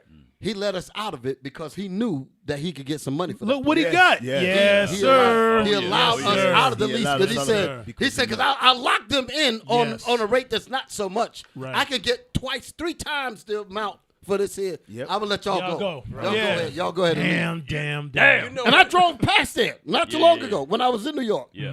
He renting the damn thing out like it's a community center. Hey, but you know what? Pressure was good. Yes, that's what I'm point. Pressure, Absolutely. Pressure produces two things. Yes. It can bust pipes Yep. or produce diamonds. Sir. There you Look go. at 2 Corinthians 6:8. We went 8 and 9. Because when pressure came on us, the Most High said y'all could bust or That's you right. could There produce you go, diamonds. right there. It's always up to us. And it how got we gonna good. respond to it. Right. And it got good to I'm gonna let you Bishop, and it got to Captain Amaziah's point. It got good to us. It was reciprocal. Once that motivation came in, we saw how we learned that we're unified now. Brothers are happy to come together. The kitchen, all that came in. Go ahead, Bishop. Go ahead. No, was you there, Joel? You wasn't there. I was there, Bishop. Oh, you was there. I was there. Don't forget me. Don't forget. Bishop. I know you was hands. there. Your car blew up. Yeah, I remember that. I know. Yeah, I Some was things there. that I remember that. I was there. Stop watching porn. Oh, God. Hey, these hands Go ahead. don't build the foundation. I want Bishop to forget his point. Yeah. Pressure is good for us because sir. has built IUIC to where it is and where Yes, it's sir. going. Watch this. Absolutely. It goes back to what Deacon Malachi said earlier, but watch this. Read that. It's the book of 2 Corinthians chapter 8 and verse Chapter 6. Chapter 6, pardon me. Verse 9. Verse 8. Verse 8. By honor and dishonor, by evil report and good report. So by honor and dishonor. We're an honorable people. But yet at the same time we're dishonored. What was that next part? As deceivers. No, part, you missed the part. Oh, I'm sorry. By honor and dishonor, by evil report. Evil report. And good report. We have a good report. We're building families. We're building institutions. Yes, sir. We built a school in Africa. Yes, That's right. Yes, sir. Yet behind all that, we get an evil report. Yes, you sir. go. Them Wow. niggas is Damn. a hate group. Right. You know? Extremists. Extremists. Right. Wow. Go ahead. Just think about wait. Just think about Don't run past that. from Paulding to Ghana. Yeah. Yeah. Exactly. Go ahead. Fire. Where you fire, at? Fire. Verse 8 still, sir, at the bottom. As deceivers and yet true. They said we're deceivers. Right. They said they are deceiving the people. Exactly. But we're speaking the truth of the Yes, Bible. sir. Right. Yes, sir. Go ahead. Right. As unknown. As unknown, like Deke said, people say, "Oh, we don't know. Nobody knows. Let's ignore them." Read it Blackout. again. As unknown. As unknown and yet well known. Everybody has heard about the Israelites. That's right. Especially Israel United in Christ. Yeah. Everybody That's has right. heard about us. They don't want to admit it, but yes, they Right. the Yes, white they man. do. Right. They Yes, definitely right. know. They Right definitely now. know. Yeah. Right now, the white man's watching us. Yes, Right sir. now. That's Exactly. right. Right now. Right now. Was that it, Cap? No. Go ahead. As dying. As dying, because where was getting threats? Yep. Uh-huh. And behold, we live. We live. live. We're still Right. here. We're still here. That's right. That's right. That was it. That's all I was. That's right. Bishop, there's more on that thing. Go ahead. What's up? Yes, sir. As chastened As chastened and not killed. and not killed. We go through a lot go of through a hell. lot. We even got other Israelite groups attacking us, Yes, physically sir. attacking us. Exactly. Right. Exactly. You can't make Right. this. Damn, it That's that pressure, but Yes, it's gonna sir. produce diamonds. All praise to the Most It's High. gonna produce diamonds. Let me, because I'm gonna wrap it up. Let me close it out with Malachi chapter 4. Let's read that. Let's read that. As a matter of fact, I didn't stray away nothing. It's all in line. We just went another hour. All praise. Good stuff. Or you went in Malik- another extra hour? Yeah, Yeah, he we did. normally stop at 8. But that's all right. Oh, dang. Hey, they'll be all right. Bishop, hey, you It's a here? one- they'll be all right. You here? No, man. Deacon Abiel. Yeah, you'll be all right. He's in a cabin. He's in a cabin. Oh, he's in the damn. Well, he don't come on to 9:30 anyway. Wow. Oh, Yeah, Is 9:30. it 9:30? Yeah, he come on Okay. at 9:30. You got a cap? Yeah, Malachi chapter 4. 4 and verse 4. Yes, We're gonna sir. read 4 to 6. Remember ye the law of Moses, my servant, Mm-hmm. which I commanded unto him in Horeb. This is the life that the Most High is going to bring us, like we was talking about there, you know, in Corinthians. Read. For all Israel, with the statutes and judgments. Listen now. Behold, I will send you Elijah, the prophet, before the coming of the great and dreadful day of the The Lord. Most High is going to resurrect our fathers. That's what's happening now. Okay, through shows like this, through the programs of IUIC, through our bishops, our deacons, our captains, our officers, our soldiers, our young men. Okay, and even these women, when they present the right attitude, it's gonna resurrect the sisters to get their minds right. There you go. It's okay. Read. And he shall turn the heart of the fathers to the children. So we're going to turn, it said, and the Holy Spirit of the Most High is going to come upon us. This is going into Revelation 11. 11, and after 3 days and a half, the spirit of life from God entered into them. This is Ezekiel, the 37th chapter, and a great exceeding army. That's what this is talking about. Read that again. Yes, sir. And he shall turn the heart of the fathers to the children. And he shall turn the Bible. The heart of our fathers is this Bible. He's going to cause us to, he's going to reacquaint us with our own book. All praise. That's why I love this particular show. When Bishop first came up with this title, this scripture would always come to mind. This is the Bible, the book of our fathers. That's right. Read All that praise. statement again. Yes, sir. And he shall turn what? And he shall turn the heart of the fathers to the children. And that's what, so we're being reacquainted with our heritage. We're being reacquainted as the sons of God. Go ahead. That's right. And the heart of the children to their fathers. And he's going to turn the mind of us to our Bible. He's going to bring us in sync with our scriptures, with our records. Go ahead. Lest I come and smite the earth with a curse. So before I smite the earth with a curse, that's what that lest be. So he's got to do this before he dropped the boom, like you read in Revelation the 7th chapter, when it says that hold back the earth, hold back the winds and all of that until I have sealed the servants of the Most High and the commandments in our heads. I don't want to butcher it, but that's what he's saying. This is the same time period. He's got to wake up that number before he dropped the boom. Okay, Right. hurt not the earth, neither the sea, until we have sealed the servants of our God in their foreheads. Right. So that's where we're going. So guess what, brothers and sisters? Our fathers are not lost. That's right. Our fathers, our hope is not lost. The Most High is we're in His time plans, and things are going to work out the way the Most High said they're going to work out, and we going to get the kingdom. The only thing we need to do is obey Him, follow His commandments, and do right by each other according to this Bible. And that's what we got to do. That's the true unity that the Most High is talking about.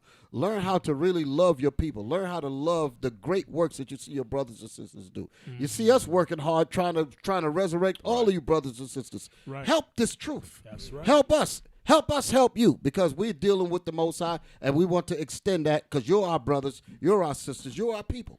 And we want to make sure that you get the kingdom, just like we're praying for each other and myself and all of us, for us all to get the kingdom. We are the nation of Israel, and God loves us.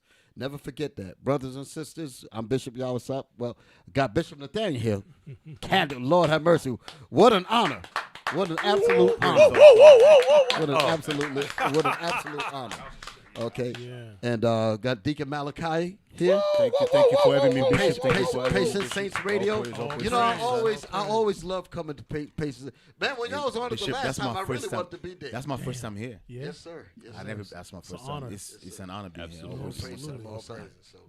And Captain Amaziah. Hey, absolute honor to be here, Bishop. Love your show. This is fire. John Rastafari. No John Rastafari. Hey, this is an epic historic show. It is. We got This is an Bishop excellent Bishop show. Nathaniel's here, Deacon's here, Deacon sir. Malachi, Captain We got Joel is here, Cap Captain Show Ari's too. here. Don't forget Cap Show. You know, Well, how the hell you got a shirt? show you I have got? a shirt. After Book of us, the right? Fathers. No, what are you after us though, right? Oh, no. Man Up Mondays. Man up. Man up. Sorry, you were Monday? taking Man Up Monday, over yeah. at one time. Oh, Okay, it's Man that's Up right. Mondays. That's No, right. I was doing Hidden History. Hidden History. Yes. I couldn't balance the two. That's a lot of work. Yes. That was Yes, a it lot of is. work. Damn. Yeah, Hidden History's on fire. All praises. Damn, boy. Yes, sir. Ooh, it's an honor. All praise, Bishop. Captain Aye. Yes, sir. All praise to the All Most High. praise, Glad you man. brothers made it down here. Thank you for having us. Sir. Honor being here. Yes, sir. Yes, sir. Me and Absolute Captain honor. Amaziah, when me and you be corresponding a lot when the shows be Yeah, going yeah. on, because I tell you, I love the content on PSR, man. Yes, sir. And I be watching, and All praises. all praise to the Lord. So Hey, I gotta make my guest appearance on PSR, so make sure you have my shirt ready. and We got brothers a and fruit of sisters, loom for you. yes, sir. Brothers and sisters, also do not miss a step in catching Shout Out Tuesdays with our That's Bishop right. Nathaniel. That's right. Catch it on IUIC TV. Huh? I'm taking it right, off sir. YouTube soon. It's just right. going to be IUIC TV. Yes, so sir. they Yes, gotta sir. log in. Yes, sir. Yes, sir. Get Yes, the sir. app. Buy the app. Get the app, brothers and sisters. Okay, we got bigger moves going on, all in the spirit of the Most High. Shalom, Israel. We're going to say happy Sabbath to you, and we see you next week, Lord will. Shalom, Israel. Most High Christ bless. Most High Christ bless Israel. All praise. Fire show, man. History.